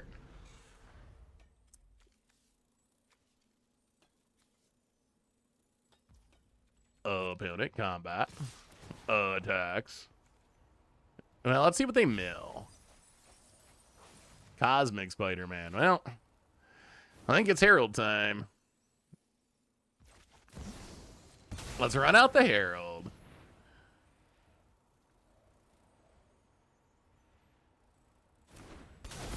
We can't just have our opponent doing this all game. We need to get rid of this Karibo.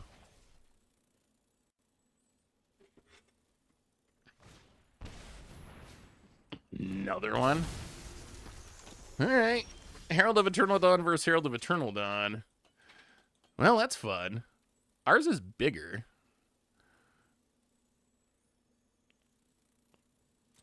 Let's get in with the Herald.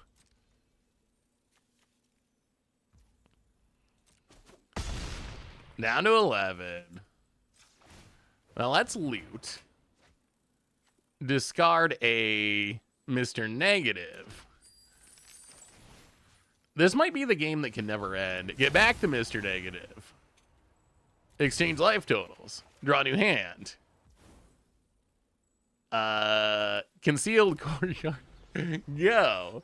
The card draw mode actually paid off. Yeah, 2 Herald of Eternal Dawns leads to, in theory, you could have a game on Arena with 2 Herald of Eternal Dawns that could literally never end. And I want to know what happens. I have always dreamed and dreaded the possibility of this happening in practice.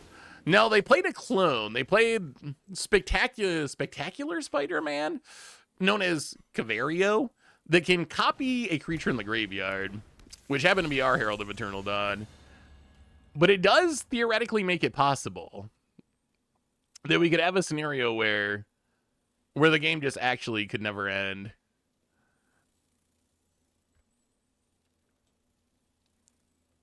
How do we do this?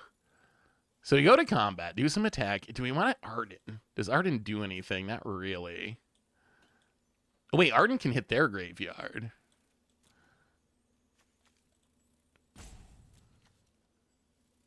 so we can loot. Let's loot. Let's loot. Oh, Herald. Discard. So discard the Herald. Go to combat. Hit ya, hit ya.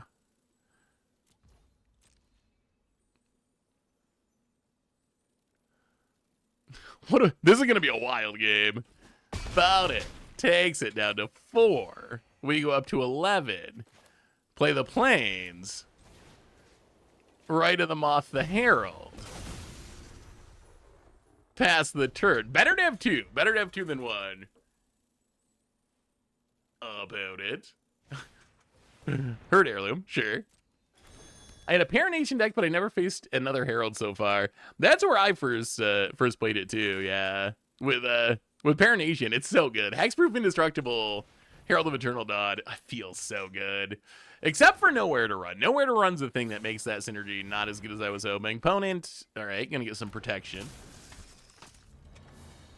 A spectacular Spider Silk Shoots.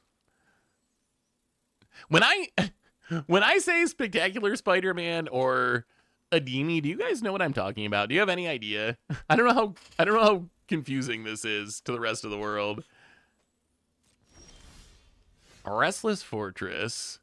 Wait, how did they have lethal though? Because we have all the heralds and such. We probably have lethal now though. Because they don't have flying, right? This can. All right, so we just Parting Gust. Gift a tap fish on that. Our opponent's going to sack this to protect it. And then in response, we Bitter Triumph. And then we just attack for lethal. Now we were planning to win, but I guess we still did some life swapping. It still kind of worked. Found it. You got to sack it, right? You got to sack it. However, there's bad news, which is we're going to discard a card and kill it. Discard an Arden. And that should be the GGs. Do some attacking with the Flyers and Herald of Eternal Dawn, Mr. Negative. Pretty good. Pretty good. I made a second channel where I read stories. I'm going to stick to old horror. My first one is The Raven by Edgar Allan Poe. It's under Stone Rain Reads. Ooh, cool, Stone Rain. That's super sweet. I was just thinking I should listen to more audiobooks. I mostly listen to podcasts, but I feel like I should listen to more audiobooks too. I'd prefer if you refer to them by their OM1 names. Do you play Galaxy? Do you play Paper, Arena, or both?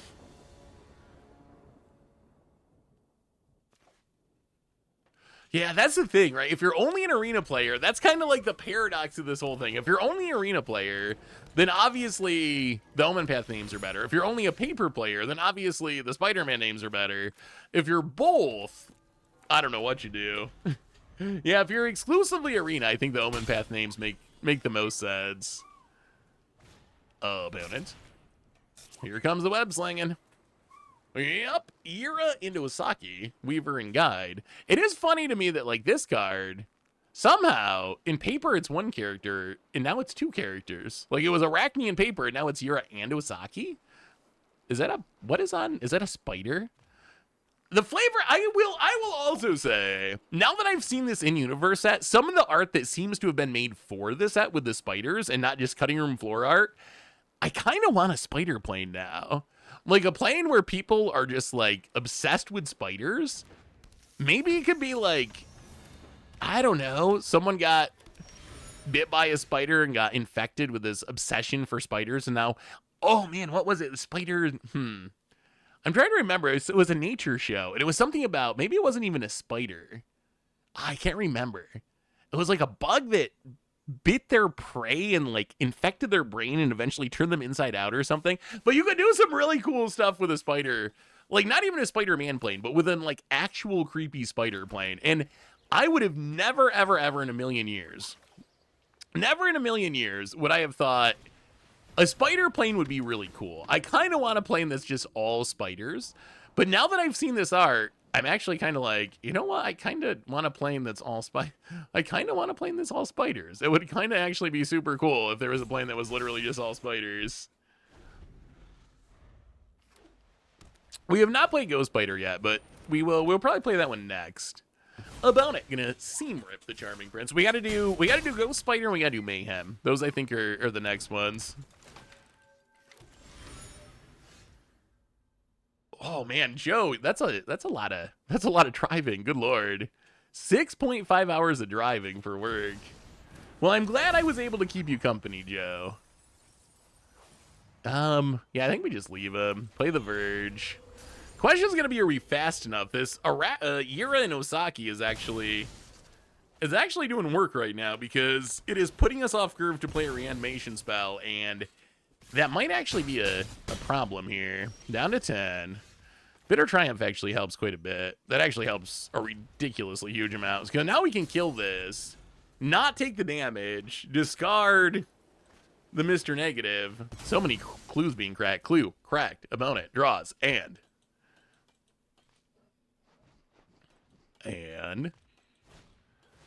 Voice of Victory. Well, we will Bitter Triumph. We will discard a card. Kill the Arachne.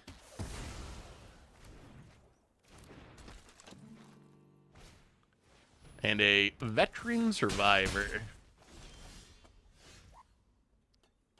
Well, I think the time has come to reanimate something, and is it just Mr. Negative? Yeah, let's go Mr. Negative. Actually, we get Summon Bahamut's better. Let's get Summon Bahamut. Summon Bahamut. Blow up the Seam Rip. Get back the Charming Prince. Blink the Summon Bahamut. Play the Swamp. Get back the Summon Bahamut. Blow up the Veteran Survivor. And I'm feeling a little better about where we're at. I'm feeling a little better where we're at. Opponent Light Salt Inquisitor. Gonna do a little taxing of our hand. Sure, Overlord. And opponent. Passing. Well, let's blow up the Voice of Victory. Wait, is this lethal? Is this lethal? Mr. Negative? Mr. Negative? Swap him? Yes? Summon Bahamut, kill him? Wait a minute. Wait a minute. Wait a minute. This deck is kind of working. Wither's actually been good. I thought that Wither would be a really cool commander. I did not expect it to actually be a really good standard card, but it actually has felt really good. We might have actually broke it. I'm just saying. We should probably move. Oh, we got to move on though. We got to move on. We got to move on to a different deck so we get a chance to see all these decks. Well, all right, we'll do one more. After this one, we're win or loss. We're moving on to another deck after this one, just so we can get through some more decks. But this deck has actually felt kind of good. I will give a warning though. Once we get into real standard, until they ban Cauldron, this deck's going to get way worse because reanimation is really bad when everyone's playing Soul Cauldron because they can just snipe your reanimation target. So I don't know if it'll work in the real meta until November. We'll have to wait and see. It'll probably be very good in Best of One. Best of One doesn't have as many Cauldron decks, right? I don't play that much Best of One, but I don't feel like Best of One has as much. MG Goldfish, was it a choice to do commentary on your gameplay in details like you do, or does it come naturally to you as a performer? Honestly, I've just always done it that way. That the way I do commentary was never a conscious choice. That was just kind of, I think if you go back to my very earliest videos when I was just learning how to do all this stuff, I think I kind of did it the same way. Like, I think I've gotten more confident. I think I've gotten better equipment. Like, I like to think that I've improved over the last 11 years, however long it's been. So I like to think I've improved. But I think if you listen to this style of, like, how I narrate, like, all the cards being played, I've kind of always done it that way. I've sometimes wondered, it's kind of funny, I've sometimes wondered, is it good? Like, would it be better if I was doing something else with my talking? But it seems to have worked. And I've had people say that they really like, that it lets them, yeah, this is going to be rough. They really like that it lets them like, watch the video while they are doing other things, because it's, like, narrated well enough that they know what's going on, even if they can't look at the screen every second. So I guess that's kind of an upside. Hit some spawns, draw some cards. That was a classic. About it. Remember when you did top 10 cards stomped by Bone Crusher? Do a top 10 decks VV Cauldron makes unplayable. That's actually... Oh, wait, do we die this turn? If we don't... Oh, wait, can they fire this up? Oh, do we have to think? Do we have to think, chat? Do we have to think? I don't want to think. Don't make me think. Okay. So this can give +2/+2. They have one card in hand. They have the Land of War. So if this is a land, they play a land, they tap the Land of War. They pump everything +2/+2. We take 9, 10, 11, 12, 13, 14, 15. We die. We do die. Okay, so we need to... Oh, we need to do it now then? But then it lets them know... Although that hasn't mattered to most opponents. Most opponents have just run themselves into... You know what? Okay. So, let's Collector's Vault. Let's loot. Let's discard that. Let's play a land. Pass the turn. We're just going to go quick. Hopefully our opponent... Okay, there's the land. There's the pump. I think this works. If I calculated this correctly, we do not die, but we will see. So we kill that. Opponent combat. We go to 4. Good news is, untap land, right of the moth, Mr. Negative. All right, we will go to 15. You go to 2. Oh, Wither's coming through. Wither's coming through. Vote it, land. And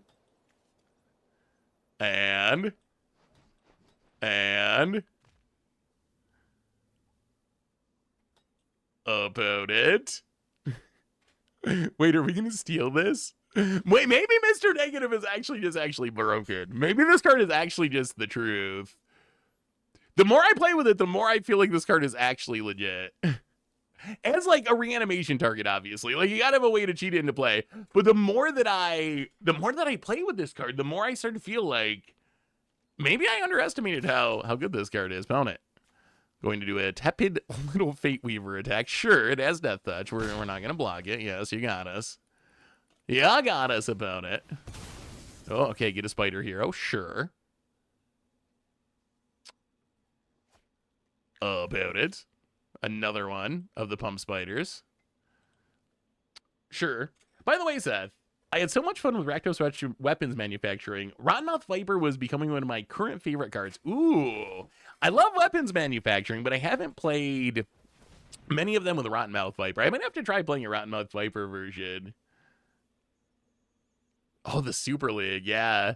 That happened by, like, it's kind of funny. I hadn't really connected that the face reveal would be a thing people cared about. I was just like, yeah, I'll do the Super League. I was like, whatever, I'll do the Super League. I didn't connect that it was like a big deal that people actually really wanted to like know or see. So I didn't expect it to actually be, not that it was like a huge thing or anything, but there were actually people that were like interested in that. And I didn't expect that to be a thing. I still, 10 years later, honestly, it's still kind of, all of this seems kind of surreal in a very real sense. Like, 10 years later, I still like, wait, people actually like watching me play Magic? Really? Really? I just remember being a kid and talking to my best friend growing up, like at his house, because I didn't have TV and we didn't have video games. So I go to his house on occasion and we play whatever, Nintendo, Super Nintendo games. And he was so into gaming. I just remember being like, oh, it'd be so cool. Like, can you imagine if when we grow up, we could like play video games as our job? And we're like, yeah, right. Like, that would ever happen. and then it kind of somehow against all odds, kind of actually happened. Well, let's zombify a summon Bahamut. Blow up the pump thing. Get in with Mr. Negative. Gain back a little bit of life. Pony, you gotta block. You gotta block. You gotta block. You gotta do it. You gotta do it. Winter's coming for you. Why are his arms like that, though? Seriously, what is going on with his arms? Why? Wait, he's a cocoon. Wait a minute. Is that butterflies versus spiders? Is that because cocoons, spiders don't do cocoons, right? That's a butterfly thing. So is this guy like the butterfly dude in the world of spiders? Everyone else got spiders on their shoulders and he's just obsessed with butterflies. I honestly want to know more about this plane. I really want to know more about this plane. The more I actually look at these cards, the story doesn't make sense. The names are like, yeah, B tier or whatever. But I'm just like, why? Why is there a cocoon guy? Why does she have a spider on her shoulder? I don't understand. Right of the Moth is the wait. Is that supposed to be a subtle suggestion to reanimate it with Right of the Moth? Was that what Wizards was doing? Well, we're gonna move on to the next deck because we got to get through at least a couple more decks. But I will say, out of everything we've played so far, Fleem impressed me. I think Fleem might actually be good. Mr. Negative, though, super duper impressed me. Like I said, I don't think it works with Agatha Soul Cauldron as the best deck in Standard. So this might be in the future, but I do think going into this, I thought Mr. Negative or Withar was probably like a low tier reanimation target. Like, yes, you could play it. Yes, it would be fine. Maybe in some situations it'd even be good, but it wasn't going to be like Valgavoth or Atroxa or something like that, like a really good reanimation target. Now that we've played with it, though, I actually think he might actually be a really good reanimation target. Like, it actually was obviously when we won the game with it, it was hilarious. And we did it twice somehow out of 5 wins. But even when it didn't directly win with Herald, it was a really good stabilization card where we could take a bunch of damage, play this, go back up to like 15, our opponent goes low, and then we just kill him out of the blue. So I gotta say it actually really impressed me. All right, so next up, I think we got to do Ghost Spider and we got to do Rakdos Mayhem. Those are the next ones. Ghost Spider, not sure about this one. So the idea of this one, we're built around Nia, or Ghost Spider.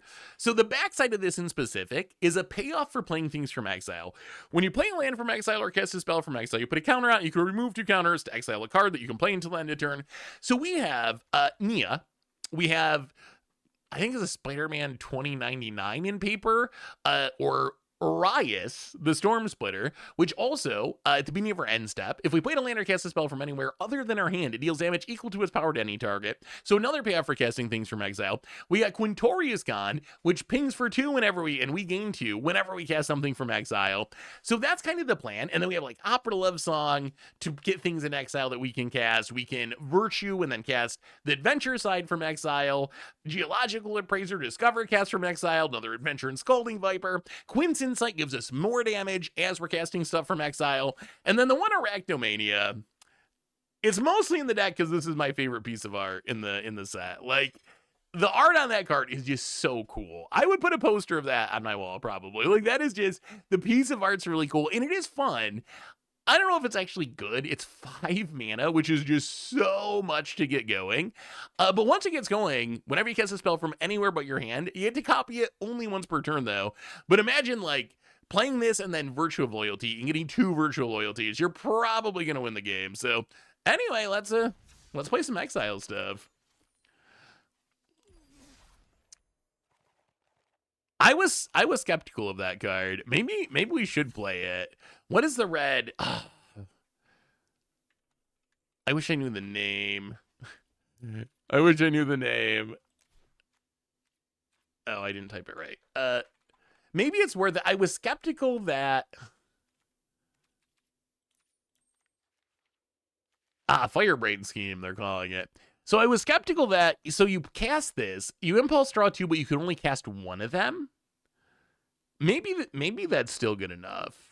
It is another way to get things into exile. What do we cut, though?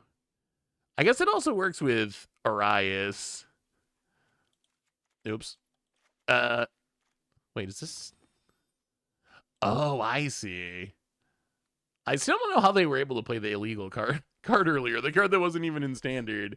Maybe we can squeeze in a couple.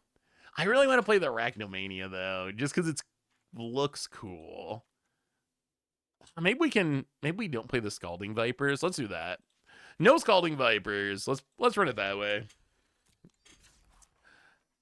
And it's kind of the red slate of hand.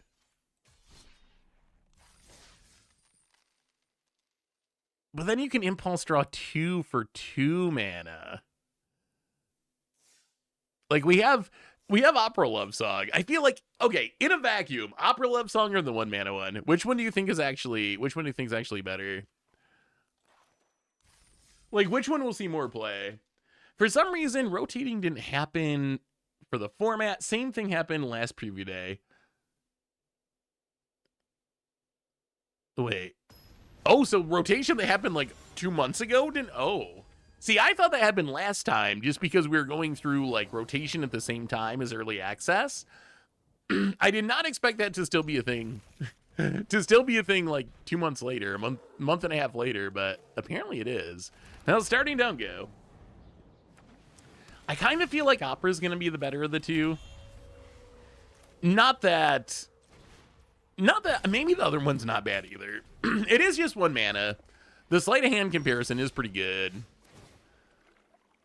Opponent looks kind of controlling. Let's discard to get lost. Play the starting town. And yeah, let's just pass. Let's just pass the turn. Oh, opponent. Oh, Brineborn Cutthroat. Oh, so they're a flash deck. Well, now I kind of regret discarding that other Get Lost, because I think we got to kill this. Oh, also, chat, I don't know if I mentioned this. So, October 1st. So, 2 streams in the future. Not next week, but the following week. But on October 1st, they're doing this Alienware Arena tournament. And they asked us to go to it. So, instead of streaming on the last day of September, we're going to stream on the 1st. And this is a standard tournament. This should be kind of interesting because the tournament is standard, but it's going to be standard with bans that are voted on by the 16 players in the tournament. So they had everyone vote on 5 cards that they want banned. And then the 10 cards that get the most votes are going to be banned.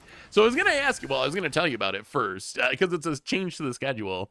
What would you vote? What would you vote for banning though? I've been going back and forth on this because on one hand, like I don't want to play against Vivi, right? The nightmare is Vivi Cauldron. I don't want to play against Vivi Cauldron, but I feel like everyone's going to vote for Vivi Cauldron. So I feel like I can get away with not voting for Vivi Cauldron or voting for Vivi because I think it'll get enough votes without me. And then I can probably get something else. Onto the list, if that makes sense. But my other question is, what else would be... So obviously Vivi/Cauldron, something from that needs to get banned. What else? What else would you add?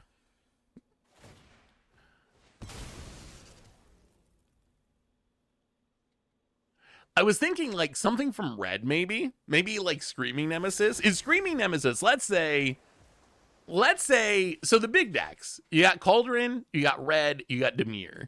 Those would be the 3 decks that I really think should be targeted with bannings if this is going to be like a fun, diverse, different kind of format.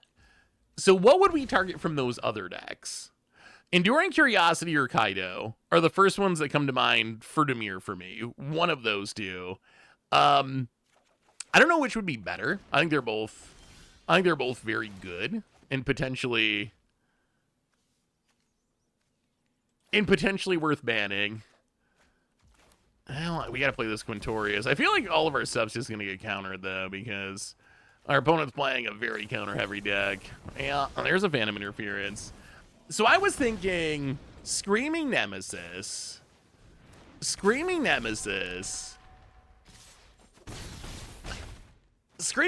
Enduring Curiosity, Vivi, and then the other 2 are more up in the air. Like, I'm not sure what to target beyond that.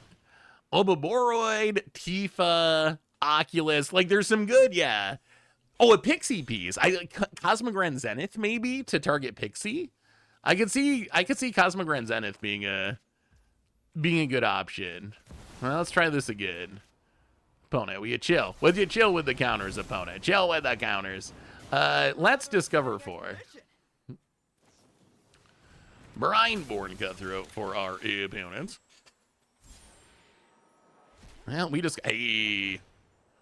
Arias. Spider-Man 2099. Ping ya. Ping ya. Gain a little life. I mean, this... For getting all of our stuff countered, this is kind of working. End step. Alright. Opponent runs out some Spider-Man stuff. End step. Spider-Man 29. Damage equal to its power to any target. So let's snipe...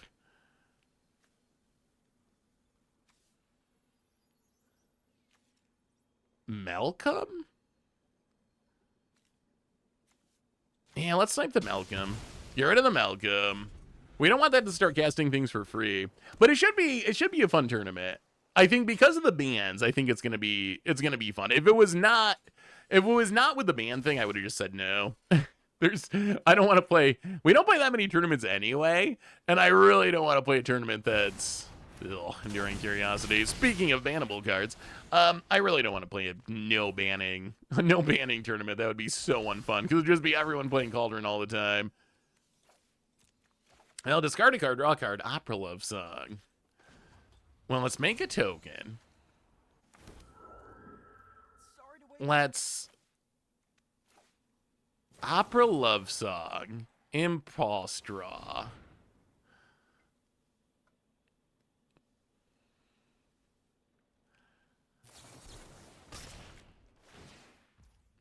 Okay. Opponent's gonna counter it. That's not great. Well, let's play Nia. Impulse Draw. Land tapped. Bang ya. No attacks. Shoot down this. This Spider-Man 2099 is actually kind of doing work. Like, that's the second thing it's been able to snipe. It actually is kind of doing some work here. More than I would have expected. Found it. Combat. Yeah, the web slinging counter spell has gotten us a couple times. I think it can be good. It really depends on, you need a couple of things, right? So you need to be a deck that has a bunch of creatures and is playing counter spells. And you need to care about countering instants and sorceries. Our opponent has solved this problem by just playing every counter spell in existence. Apparently, oh, we got to discard it? Well, okay. Well, that's fair. That's fair. Discard it, draw another one. Well, let's play the backside. Nia.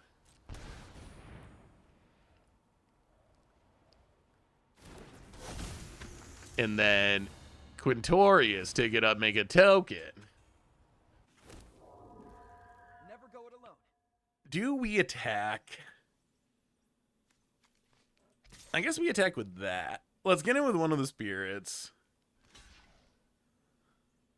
Wow, opponent gonna block with Enduring Curiosity. All right, sure. And Stoic Sphinx. All right. Untaps. Our opponent's like a straight up flash control deck. When is the next viewer battle stream? I might ban Overlord of the Baelmerk. Oh, I can see Overlord of the Baelmerk. Next viewer battle stream probably gonna be, man, we should have done one already. It's gonna have to be after the tournament though, because we're doing early access today, and then we got release next weekend, then the tournament the following week. So it's gonna probably be like mid October. I watched the entire tournament of Seth. The other thing about the tournament, so this tournament, just so it's clear, it should be super fun. So when I say tournament, it is a tournament, but it's a tournament that's kind of for fun. There is, you get a prize if you win, but it's like 16 other creators. Like, I'm in a pod.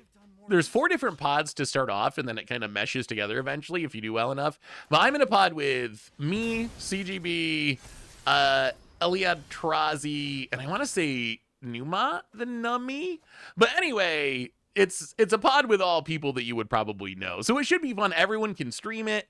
You're welcome to like have chat and talk to chat. So we can do our normal thing like we would in a normal stream where we're just kind of like bantering or whatever, but it will also be, we'll be playing against CGB and it'll be broadcast somewhere thanks to Alienware or whatever. So it is the classic top 8 of a 4-player tournament.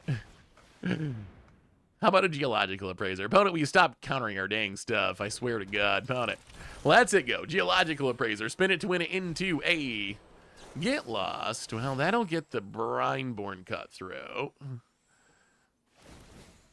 Get some triggers. Bang ya.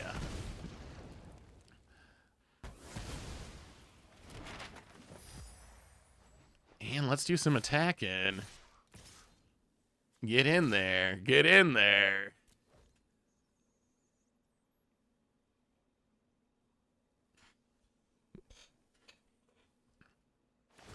Opponent fires up Anchorage. Nia seems decent. The vigilance is nice. All right, gonna block the Nia. Gonna block the token. Just kidding. Gonna block the Nia. Gonna block the Nia. Sure. I don't think this works as well as our opponent wants, though, because we have the Euthris that can kill the land end step. So opponent goes to 5. Fires off the Spectral Sailor. Actually, do we even kill the land, or do we kill... Maybe we kill this thing. Yeah, let's kill the Spectral Sailor. If our opponent wants to spend mana to fire up Anchorage, I think that's fine. All right, opponent. Opponent, getting in. I think we just block.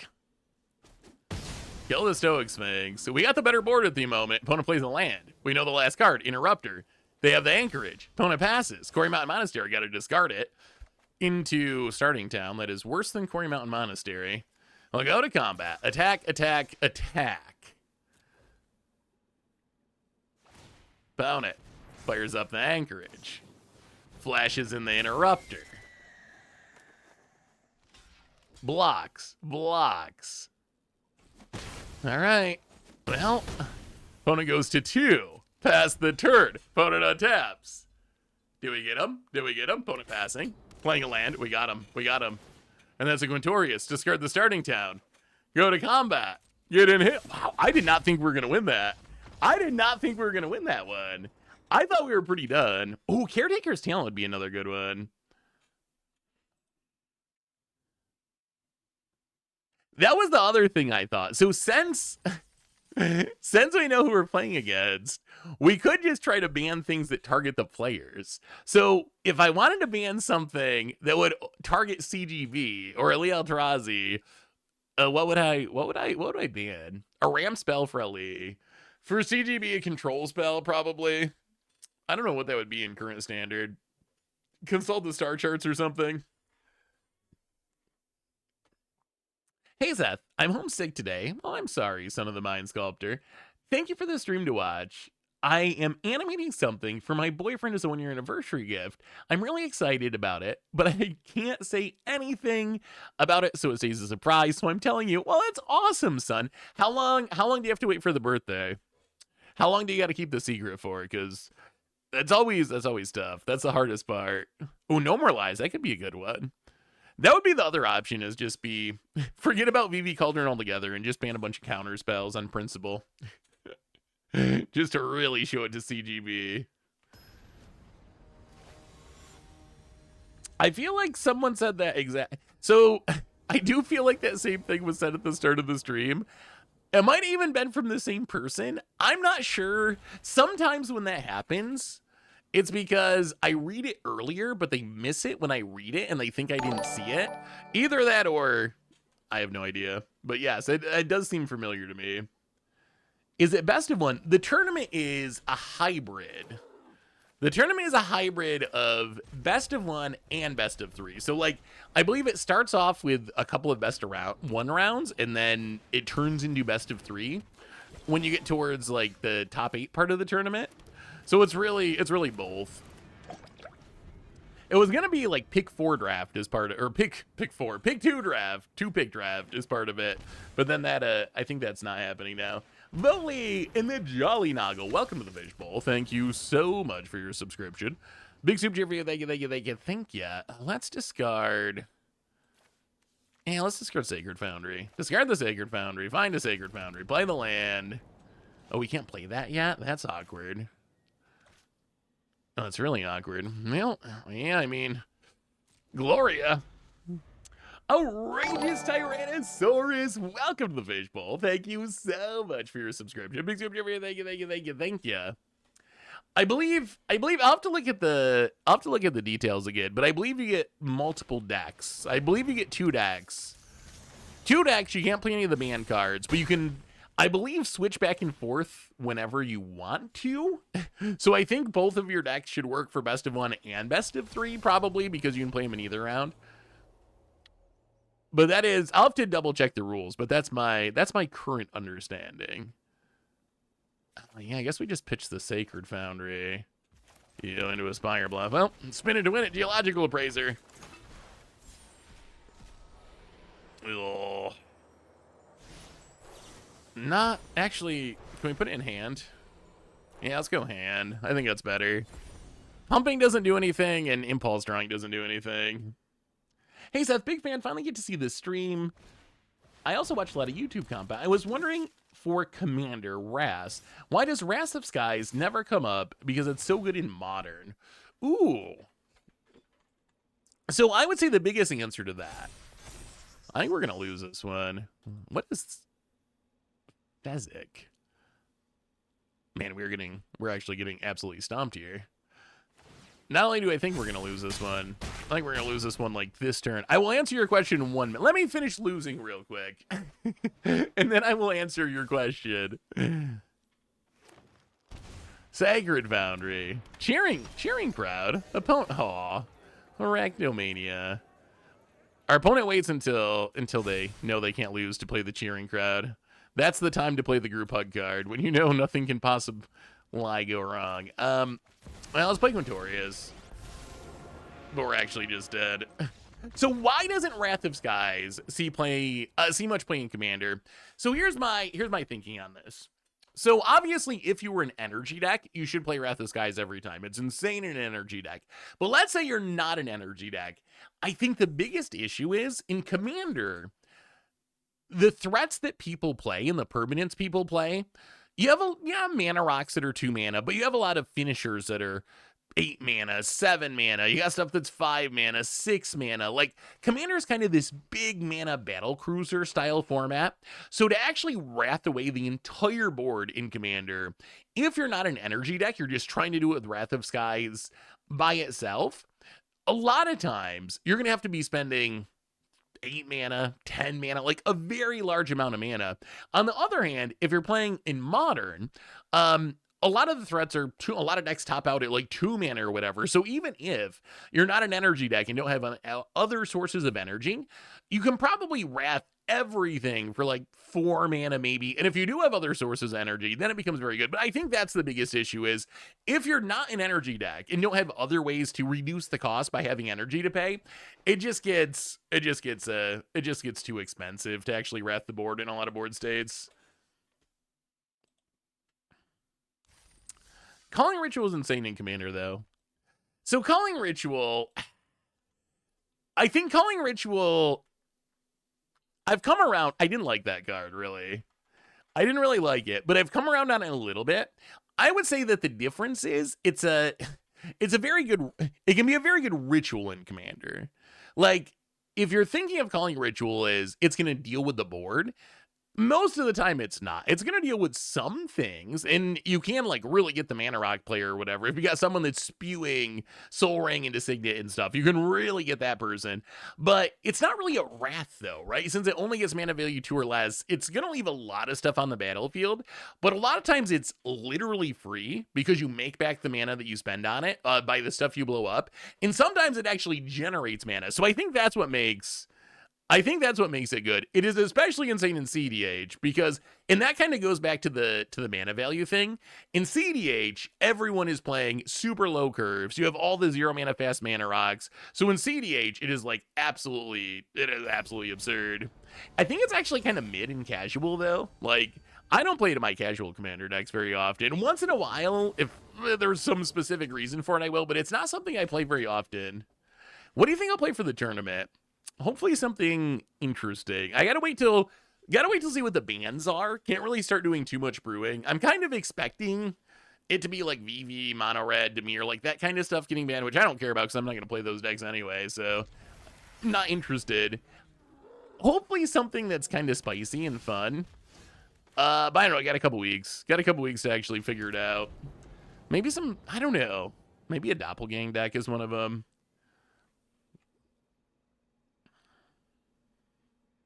I want to cut it, but I remembered it hit tokens, so I kept it. Oh, it is very good.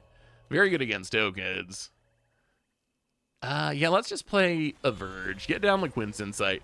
I gotta say, Quinn's Insight is felt as good as I hoped. I feel like I'm saying that a lot today. I'm feeling like a lot of the cards that we've played with have actually felt as good or better than I was expecting them to feel. Oh boy, Arden.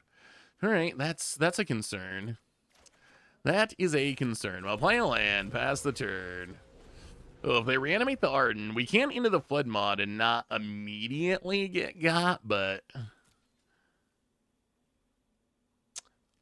on the 1st, October 1st, on Wednesday, we're doing a tournament for the stream. So it's a 16-player tournament that Alienware is doing. That's all like Magic content creators and so forth, CGB, and so a bunch of people that you would know are playing in it. But we'll be doing it on stream. I'll be streaming, and then it'll also be streamed on one of Wizards' channels. I'll have to get the details on what the channel it's on.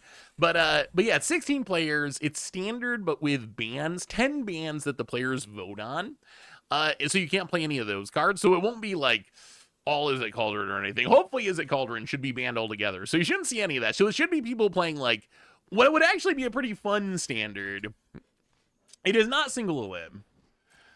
Most of the prizes are arena based, but I think like depending on your standing as you get like wild cards and so forth, some amount of gems or gold. But I think if you get first place, you get some sort of new Alienware gaming rig, which would be cool. But I think unless you get literal first, it's arena prizes, like arena, which is still great, getting like wild cards and so forth. Prison Break. Oh, okay. So if they have a land they can reanimate. I don't know what well, I guess it works with Mayhem. It's one more mana than Zombify, though. Like, even if you get the discount, it's still just Zombify. All right, there's a Prison Break. Well, that's fine. We will just bounce the Arden again. Play the Virtue of Loyalty. Get a 2/2.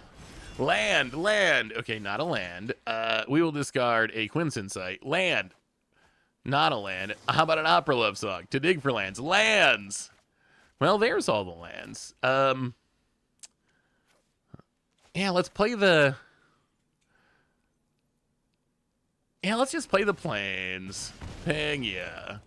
Play the Naya. Nia. Oh, Arachnomania. All right, pass the turn. Is there a shell and standard you could play Halan and Elena in? I mean, I think Halan and Elena last time. Does Goldfish not use the overlay?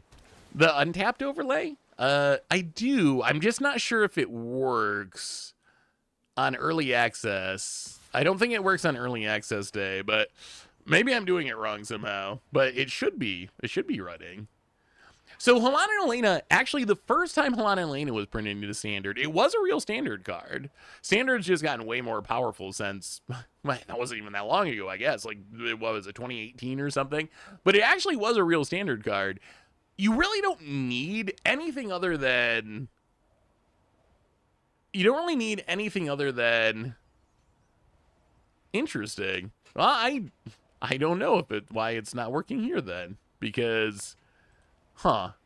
I don't know. It must be something with enable overlay. Yeah,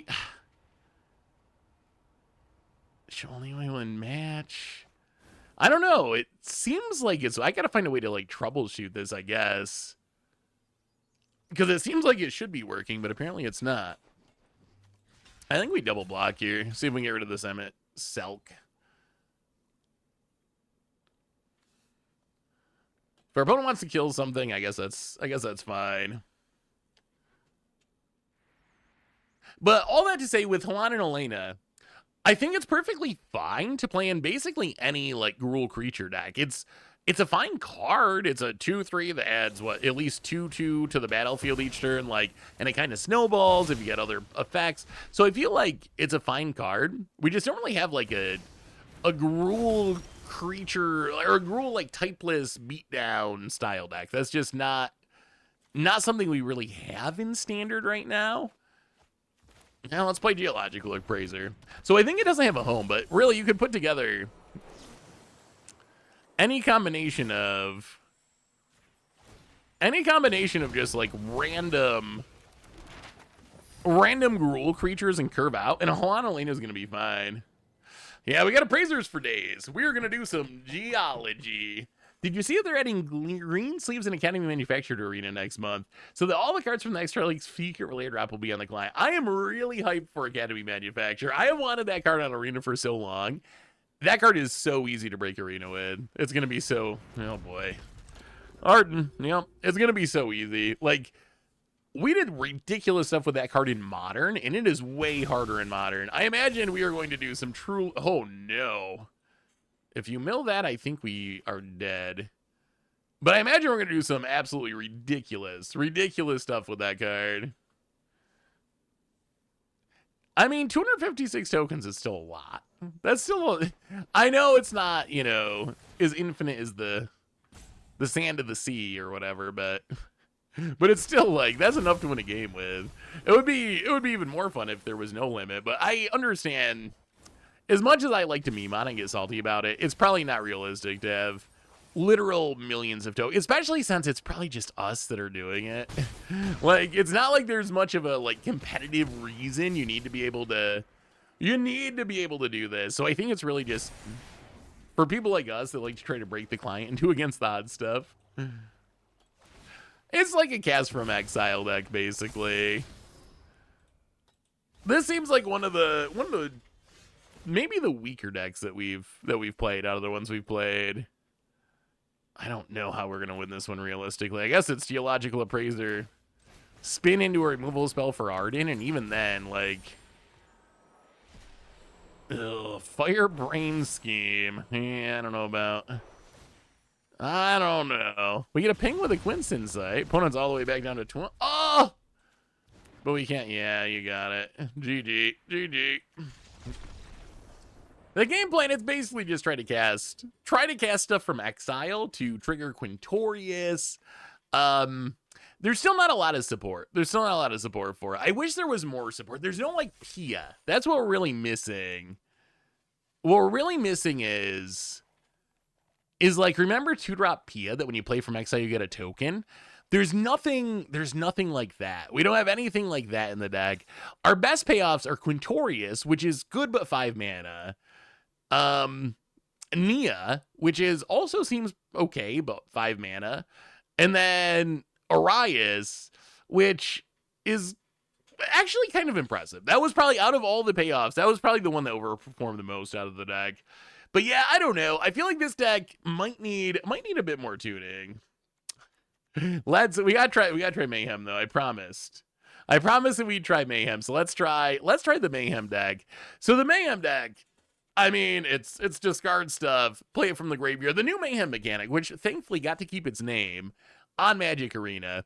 If you discard the card during the turn, you get to play it for its Mayhem cost. So this is we played Fleem earlier. This is a straight Rakdos deck. So red and black. So what are we trying to do? Some of our biggest payoffs, various Carnages in paper, but like this thing, Desirax, a 4 mana 4/3 with trample. Then when it enters, you reanimate a 3 drop, and then that thing's got attack and it's gonna die, blah blah blah. But you can Mayhem it for 2. So if we can discard this early, we can get it into play on the cheap, get it and start beating our opponent down. We have Ruzik, which we can Mayhem for 3 mana, beating it for upkeep. We discard a card, make a treasure. We have the Quince Insight to discard cards. We got Inti to discard cards. We got Foam to discard cards. Lavaborn Goblin's pretty big, a 5 mana 5/4 haster, but it has Mayhem for 3. So that's essentially the idea of the deck. The one card I kind of want to add is, I feel like I feel like the 1-mana cat might be worth it. I wasn't sure if it was actually... I didn't know if Skittering Kitten was going to be worth it, but I think it might actually be. Just for, like, explosiveness. Like, this lets us... Turn 2. So play this on turn 1. Turn 2, we can discard Desirax, get it into play, get back the cat. That actually seems pretty good. So I think we might want to just have, like, a 1-drop in the deck. Plus, we have so many legends that maybe not playing the full 4 copies of some of these cards might be worth it. I'm also not sold on Knife Trick. We played Knife Trick in the other deck, and it seemed meh. So let's try that. Let's try it with the kittens.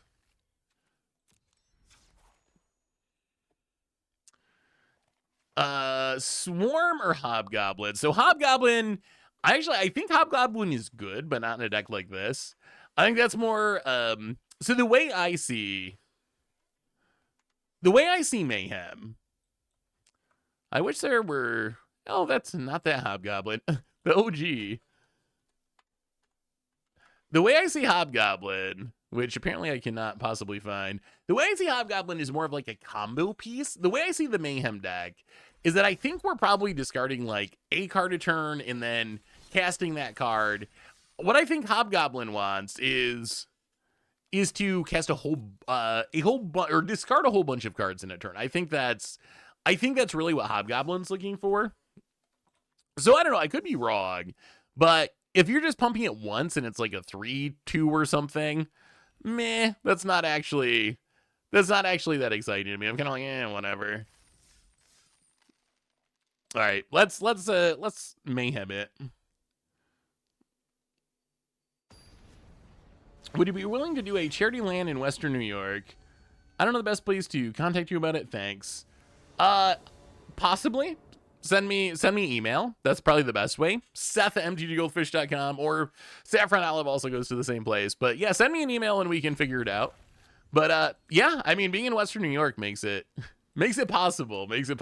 So I feel like I don't know, maybe I'm misunderstanding this deck. Maybe I'm misunderstanding how Mayhem works. I'm just like not expecting that we're actually going to discard that many cards, but I don't know. Maybe I'm wrong. I still feel like Marty Mako is gonna grow really slowly, but I guess we'll see. Let's see how it feels. Maybe I could very well be wrong, and maybe those cards are great in this deck. Well, we're gonna discard.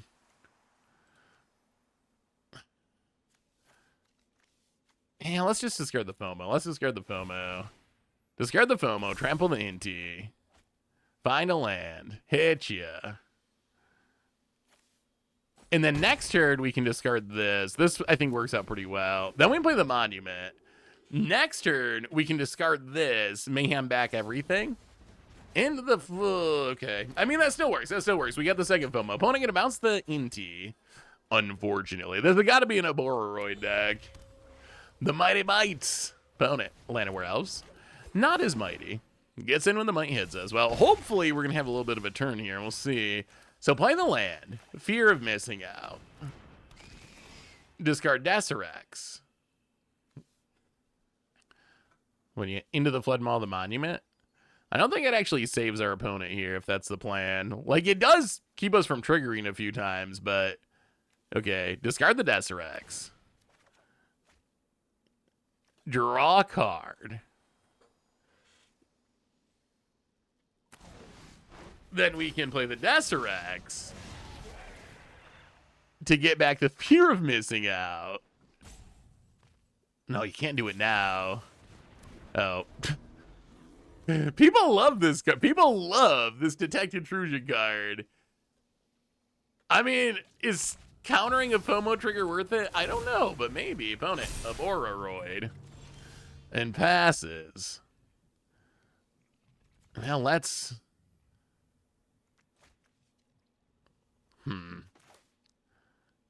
Playing Inti. We got to somehow close out the game here, which is going to be tricky. Play the Inti. Play the Swamp. Play the Monument to Endurance. Get in with Deserex. Discard Kivney. So we make a treasure. And drain you. I think we got to go aggro. Opponent takes it to 9. Okay. Kavini. Discard the mountain. Drain you. Draw a card. Oh, it's a mountain. Okay. Well, are we alive? Opponent. Drunneth. Land. Can we stay alive? We're at 19, so maybe. All we need to do is trigger the monuments. That's it. That's it. That's all. Opponent pumps the team. Oh, they're not as big. They're not nearly big enough. Oh, we should be good. They got to kill the Inti. They do not kill the Inti. Combat. Attack. Discard. Drain you, drain you. Game. Oh. All right, we'll take it. All right, that actually felt pretty good. Normally a Boroid is just death, but Monument to Endurance actually can pour on a ridiculous amount of damage once it gets going. That is, if you ever get 2 monuments, it's so much damage. I think I actually play Monument wrong a lot, because you know me, I love drawing cards. So I think I default to drawing cards too often, when I think if you actually play Monument and choose the drain mode, I think it actually is a really, really efficient way to close out the game. I don't know about our opponent doing nothing. Like, our opponent had, I thought, a reasonable hand. Like, they had the Boroid. They countered one of our, well, I guess countered a trigger, because I'm still, if you want a hot take, I'm still not sure Detect Intrusion is that good. I'm still on the fence as to whether this is better than playing Negate. I'm still not sure it's better than Negate. When is the next viewer submitted Commander Clash? And where do I submit a deck? So we're kind of in the process, which is taking a little bit longer than normal, but we're kind of in the process of wrapping up this season and switching over to a new season. So at this point, I think it is unlikely that, I'm almost sure that we're not going to have another viewer submitted game this season. So I think it's probably going to be, another month or two, would be my guess. Until we do another viewer episode. When we do it, the way we do it is we put a call out on YouTube. So if you watch the Commander Clash or read the article or just are sub to the Commander YouTube, we'll put a post there and just ask for you to submit your deck list, links to them, and then we go through them and pick them. But yeah, we got to get through the season changeover first. So it's gonna be a little bit. Gonna be I would say a couple months most likely until we're ready. Do you think this set won't impact Standard? I mean, I think this set will. I mean, it'll have some impact. I guess it depends on what your expectations are. So, do I think there's going to be a top tier, like, Spider-Man Tribal deck? I'd be surprised. It'd be cool. It'd be cool if Spider Tribal was a thing. I would be surprised, though, if that was the thing. My expectation is that a few of the best cards in the set might make it in other archetypes. Like, I think a lot of the flip cards actually have potential. I think those could show up in decks. So I guess it depends on what you're looking for. I think it'll have an impact in the sense that, like, whatever, like, Norman Osborn shows up in a Grixis mid-range deck, or Gwen Stacy shows up in some sort of Jessica. Stuff like that, I think, is possible. Like Spidey Sense. I think a deck that has a bunch of creatures and lots of counter will play that card. So I think you'll see individual cards show up in Standard. I don't really expect there to be, like, a Spider-Man deck, though. Mayhem, maybe. I'm very skeptical of spiders. I think it'll be really good in Commander, but I'm skeptical that Spider Tribal will actually be. It's just, I don't know how it can be as good as what we already have. Like, Mono Red is so good. Mono Red is just so good at what it does. Man, did I not pay enough attention? Did we just draw this, or was I not paying enough attention? Because it would have been better to play that on turn 1. I think I was not paying attention. Ooh, and the shoot the sheriff. Okay, actually, that's actually kind of fine. That actually, in some ways, almost works out for the best. Are we getting flamed? Are we getting flamed? So we can play a land. We can play the Skittering Kitten. We can go to combat. We can attack. See if we can get some free damage. All right, we get some free damage. And now, Skittering Kitten, discard Desirax. Desirax feels pretty good. I think Desirax could be a good card. Gets back the Inti past the turn. Strength of Will is a new card that combos with Ballista Hardened Scales. Yeah, it does. I think it'll be a fun against the odds episode. I think that Strength of Will will be a fun against the odds. I'm not sure that like the tier builds of Hardened Scales want to add like a 3 because we already have. Oh no, what's the card, chat? It's from Original Mirrored in Black. Oh, I can't think of the name of it. It's an enchantment from Original Mirrored Black that does essentially that combo. I can't think of the name of it right now. Someone will remember it. Someone will remember it. But there's essentially a card that lets you do that combo, and I think that Strength of Will is an upgrade because it's cheaper. But I don't think it's. I'm not sure it's enough to actually make it like a playable Modern deck. The bar in a format like Modern is just so high because of Modern Horizons. Like the bar is really high. If you're asking me about Modern, it's hard for me to see a card in this set that I think will actually have an impact on Modern. I'm hoping I'm wrong, and that there's a couple that do, but I would be surprised. Maybe the web slinging stuff is probably the most likely to actually be right up past it. Tuca Buddy, thank you. Good call. That is exactly the card I was thinking of, or not being able to think of. What do we do? Let's play Monument. Actually, do we? Let's just Bitter Triumph. Bitter Triumph, pay 3, kill the Kaido. Play a Quince Insight. Go attacking. Yeah, we're not even going to bother. The only downside about Desirax, it seems so busted when you do the thing, but then you remember that the creature has to attack each turn and sacrifice itself. So I'm not even sure, like, how good is it really? It feels so good until you have to sack the creature. Honestly, I'm surprised they made many cards about Spider-Man clones, considering how bad the community felt when the Clone Saga was going on in the comics. Marvel messed up so badly, and everyone was confused who the real Spider-Man was, that they just scrapped it all and started all the comics at issue 1 again. Wait, really? Honestly, as a non-Spider-Man fan, that's how I kind of feel about this set, that I come away confused and not knowing who the real Spider-Man was. that is my exact. You summed it up so incredibly well. That is exactly how I feel. We're super dead here. Now we can discard the land. Another mountain. Yeah, I think I was talking about this. I don't think I was paying well enough attention in that game, honestly. Spider-Man is the friends we made along the way. I know that the actual answer is it's a multiverse, right? And there's many Spider-Men in different timelines.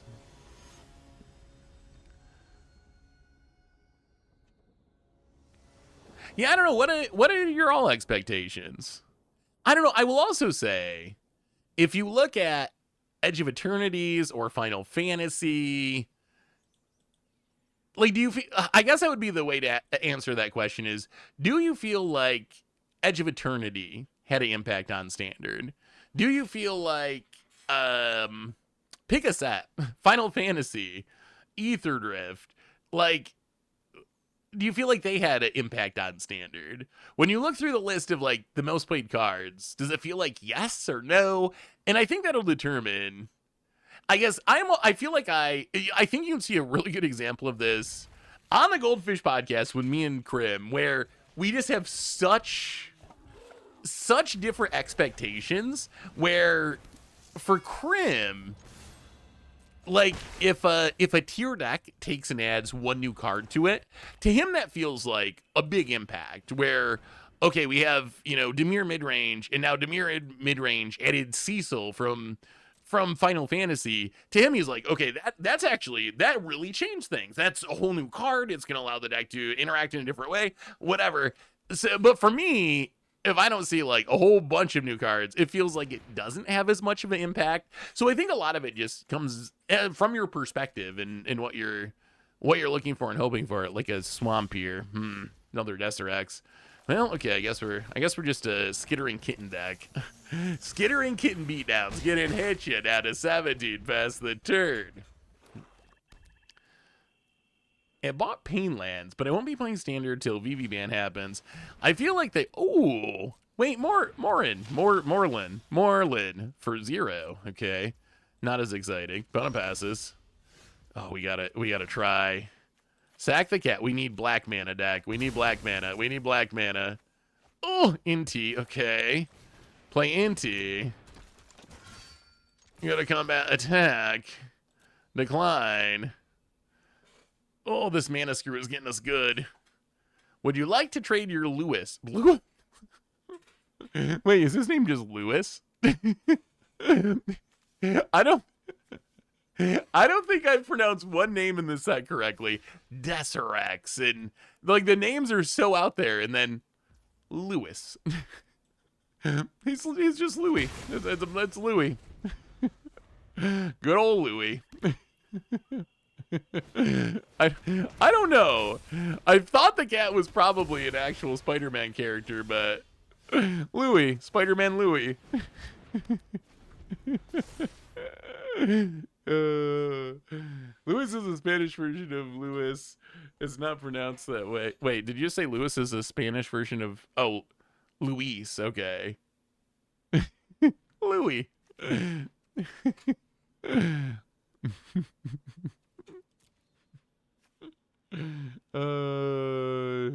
Sure, we'll take 3. You got us. The house that grows hungry. Oh no. Unstoppable slant. Oh, tap mana. That's not good. All right. Untap mana. Oh, God. Ugh. We've discarded a lot of our best cards here.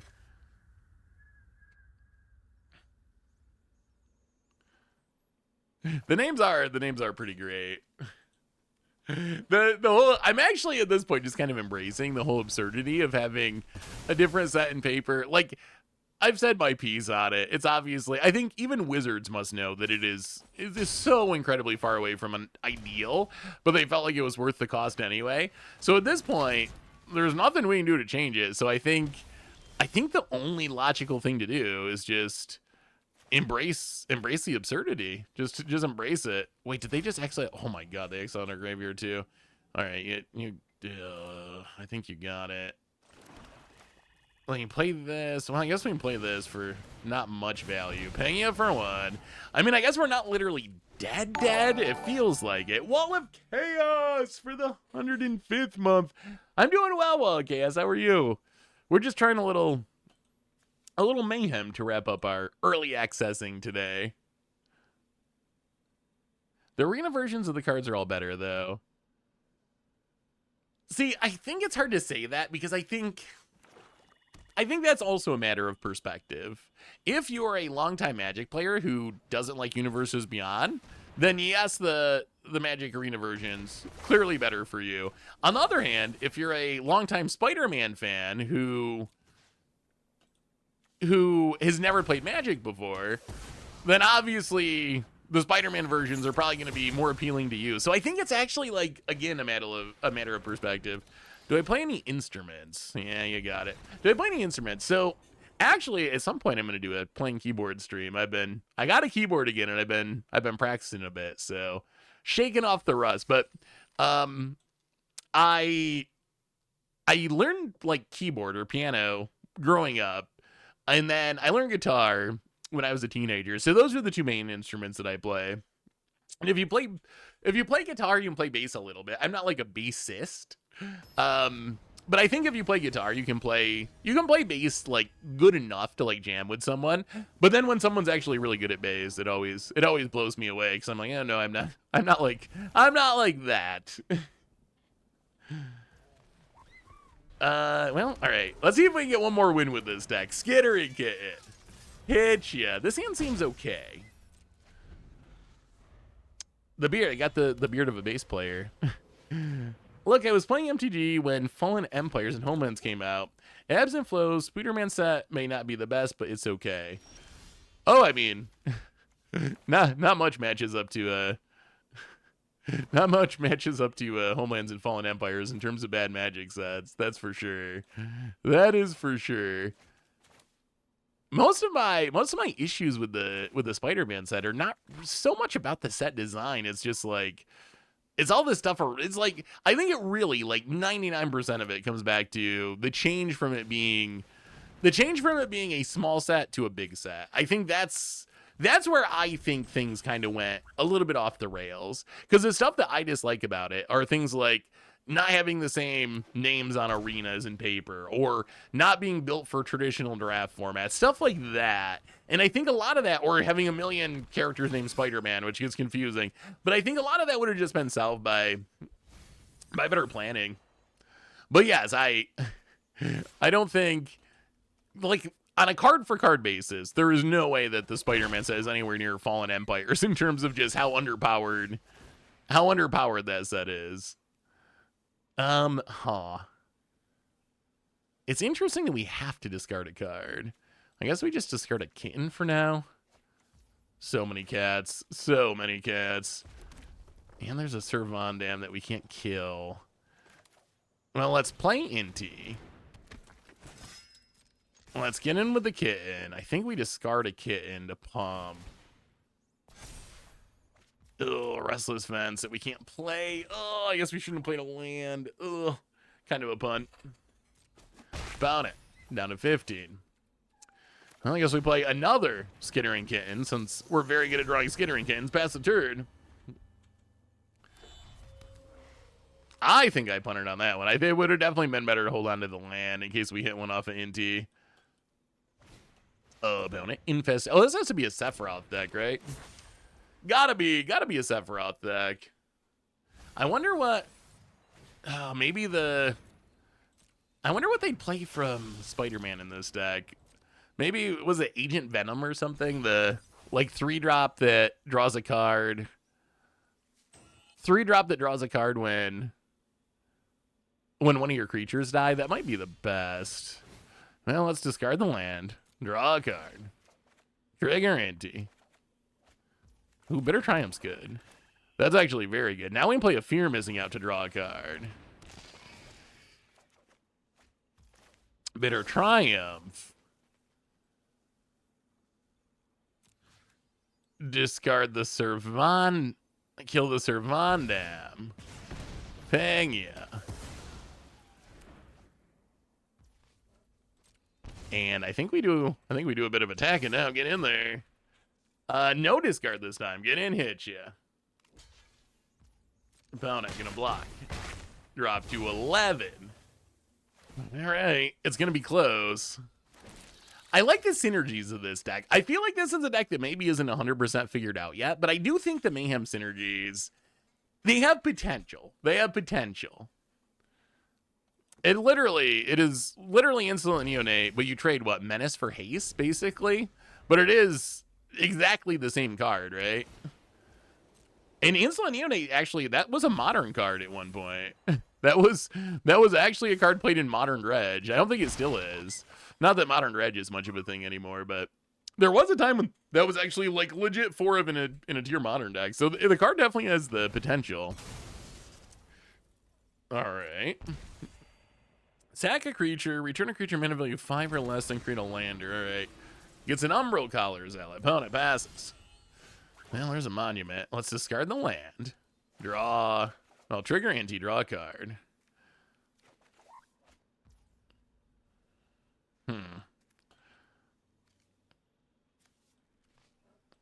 Hell, I mean, I guess we just Desirax before we lose it. Desirax, ping ya. Get back a kitten. Go to combat. Attack. Attack, attack. I think we have to discard, right? To grow this cat? Actually, no. If it just dies, that's fine. Whatever. Then get a free kill on the... I mean, it's going to kill itself once it hits anyway, so we might as well... We might as well hold on to our cards. If they can find mass reanimation, we're probably dead. If that might be what they're setting up. If they're setting up a raise the pass, then we're almost certainly dead. Paladin gonna surveil. We will see. They get to do some digging. Don't leave it on top. Don't leave it on top. No, no, no. If they leave it on top, that's a very bad sign. Oh, okay. We might be dead. We might be dead since they left it on top. Opponent, land. The Volcane encampment. Lively Dirge, okay. Does this set up some sort of infant... okay. Egrix gets back 2 random creatures. Well, we're not dead. Opponent surveils. I don't know how this ends now. Opponent. Pass it. I feel like we need to discard something. I think we gotta discard the monument. I think our best bet's to double fear missing out here. Oh, nowhere to run is nice. That's actually kind of nice. So now we can know where to run.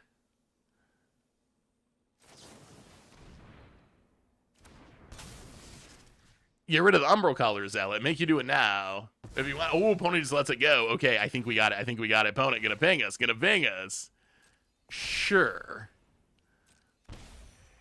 Well, now we go to combat. We swing with everything. We untap Desirax. We discard Ruzik to trample Desirax. About it. Blocks, blocks.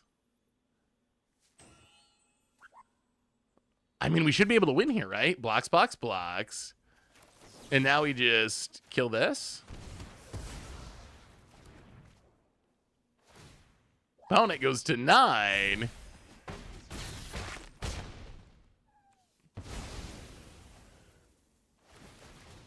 Actually, wait, is this not enough? Wait, no. Is this not enough for us to win? It's not, is it? Oh, no. We killed ourselves. Oh, man. Okay. Oh! Please block. Please. Oh, okay. We didn't kill her. We didn't kill ourselves. Oh, thank you, opponent. We should have killed our... We should have been dead there. Wow. Opponent blows up the Inti. Okay, that was not a thing of beauty. That was not some wonderfully well-played turn by any stretch. Not in a million years. But we are not dead, and we should have just been dead. Opponent gets in with insects. It's us to 6. Oh, we got more reanimation. Oh, okay. Gets back a big Death Touch lifelinker. Well, save us Quint's Insight somehow. Okay, Bitter Triumph actually... Oh! Oh! Ah!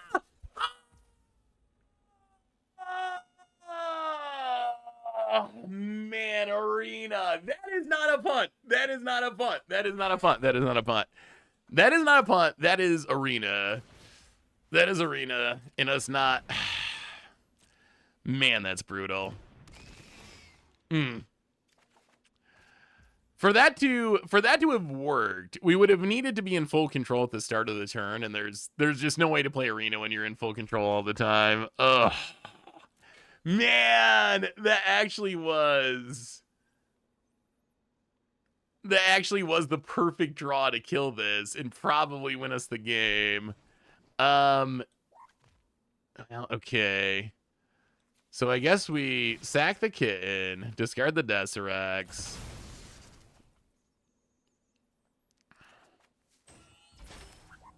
Get back the Desirax. Pig, yeah.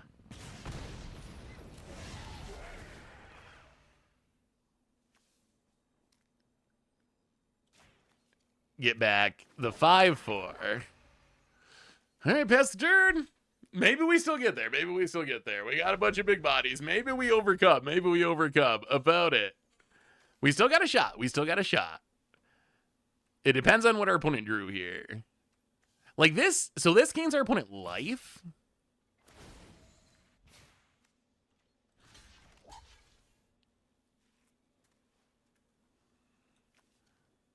Actually, maybe we just block with this.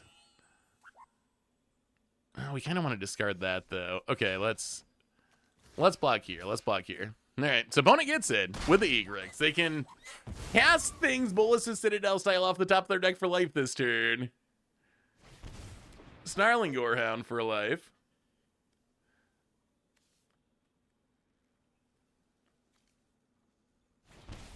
Umbral Collar Zealot for life. Oh, no way. Infestation Sage for life. Sephiroth from hand. Oh, no. How confusing are the double cards? The cards having multiple names, pretty confusing. I have not felt great about it all stream, honestly. You gotta be kidding. You gotta be kidding.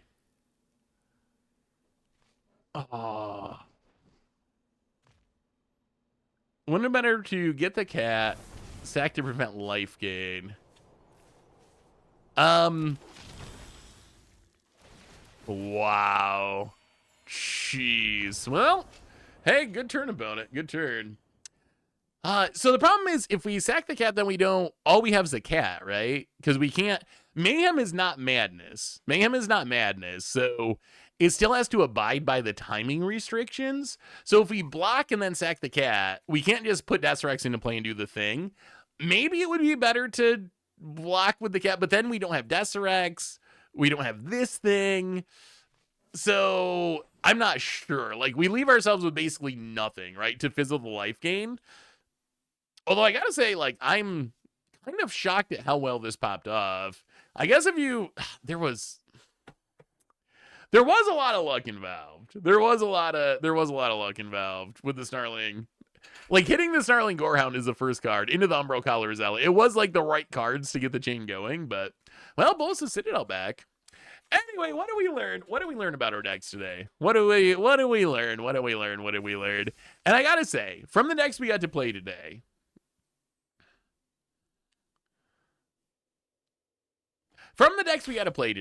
here's my impression. So I will say, I think Mr. Negative really overperformed. It felt really good. I think Fleem really overperformed. It felt really, really good. Ghost Spider is kind of middle of the pack. I think it was cool and it was fine, but I wouldn't say it was like great. And then Rakdos Mayhem, I think, was actually the clunkiest of the decks we played. It felt like it had potential. I'm still not sure just how good it is. So maybe you got to be Grixis and play Fleem in the deck. Maybe you need more 1-drops. I'm not sure, but I feel like the potential is there. Maybe the build isn't all the way there. In early access day, it was a very interesting meta. Lots of spiders going on. Bubblegummy, welcome to the Fishbowl. Thank you so much for your subscription. Big super cheer for you. Thank you. But anyway, everyone, I think that brings us to the end of our stream for today. So, good news is we're still gonna have a ton of Through the Omenpath or Spider-Man stuff coming up. It's coming in the future, but reminders on the way out the door. Replay YouTube, as we invite all the old streams, including this one in the future. Normal YouTube, tons of gameplay coming up, other stuff as well. One more shout out to our sponsor, Card Kingdom, if you need some magical cards. You're going to make cardkingdom.com/mtdgoldfish. And most importantly, thank you to all of you. Y'all are amazing. You're awesome. I'm sorry, Cyber. I'm sorry. But I appreciate you. Y'all are amazing and awesome. I love y'all. Have an amazing night. Thanks for hanging out. Be good, everyone. And I will talk to you soon.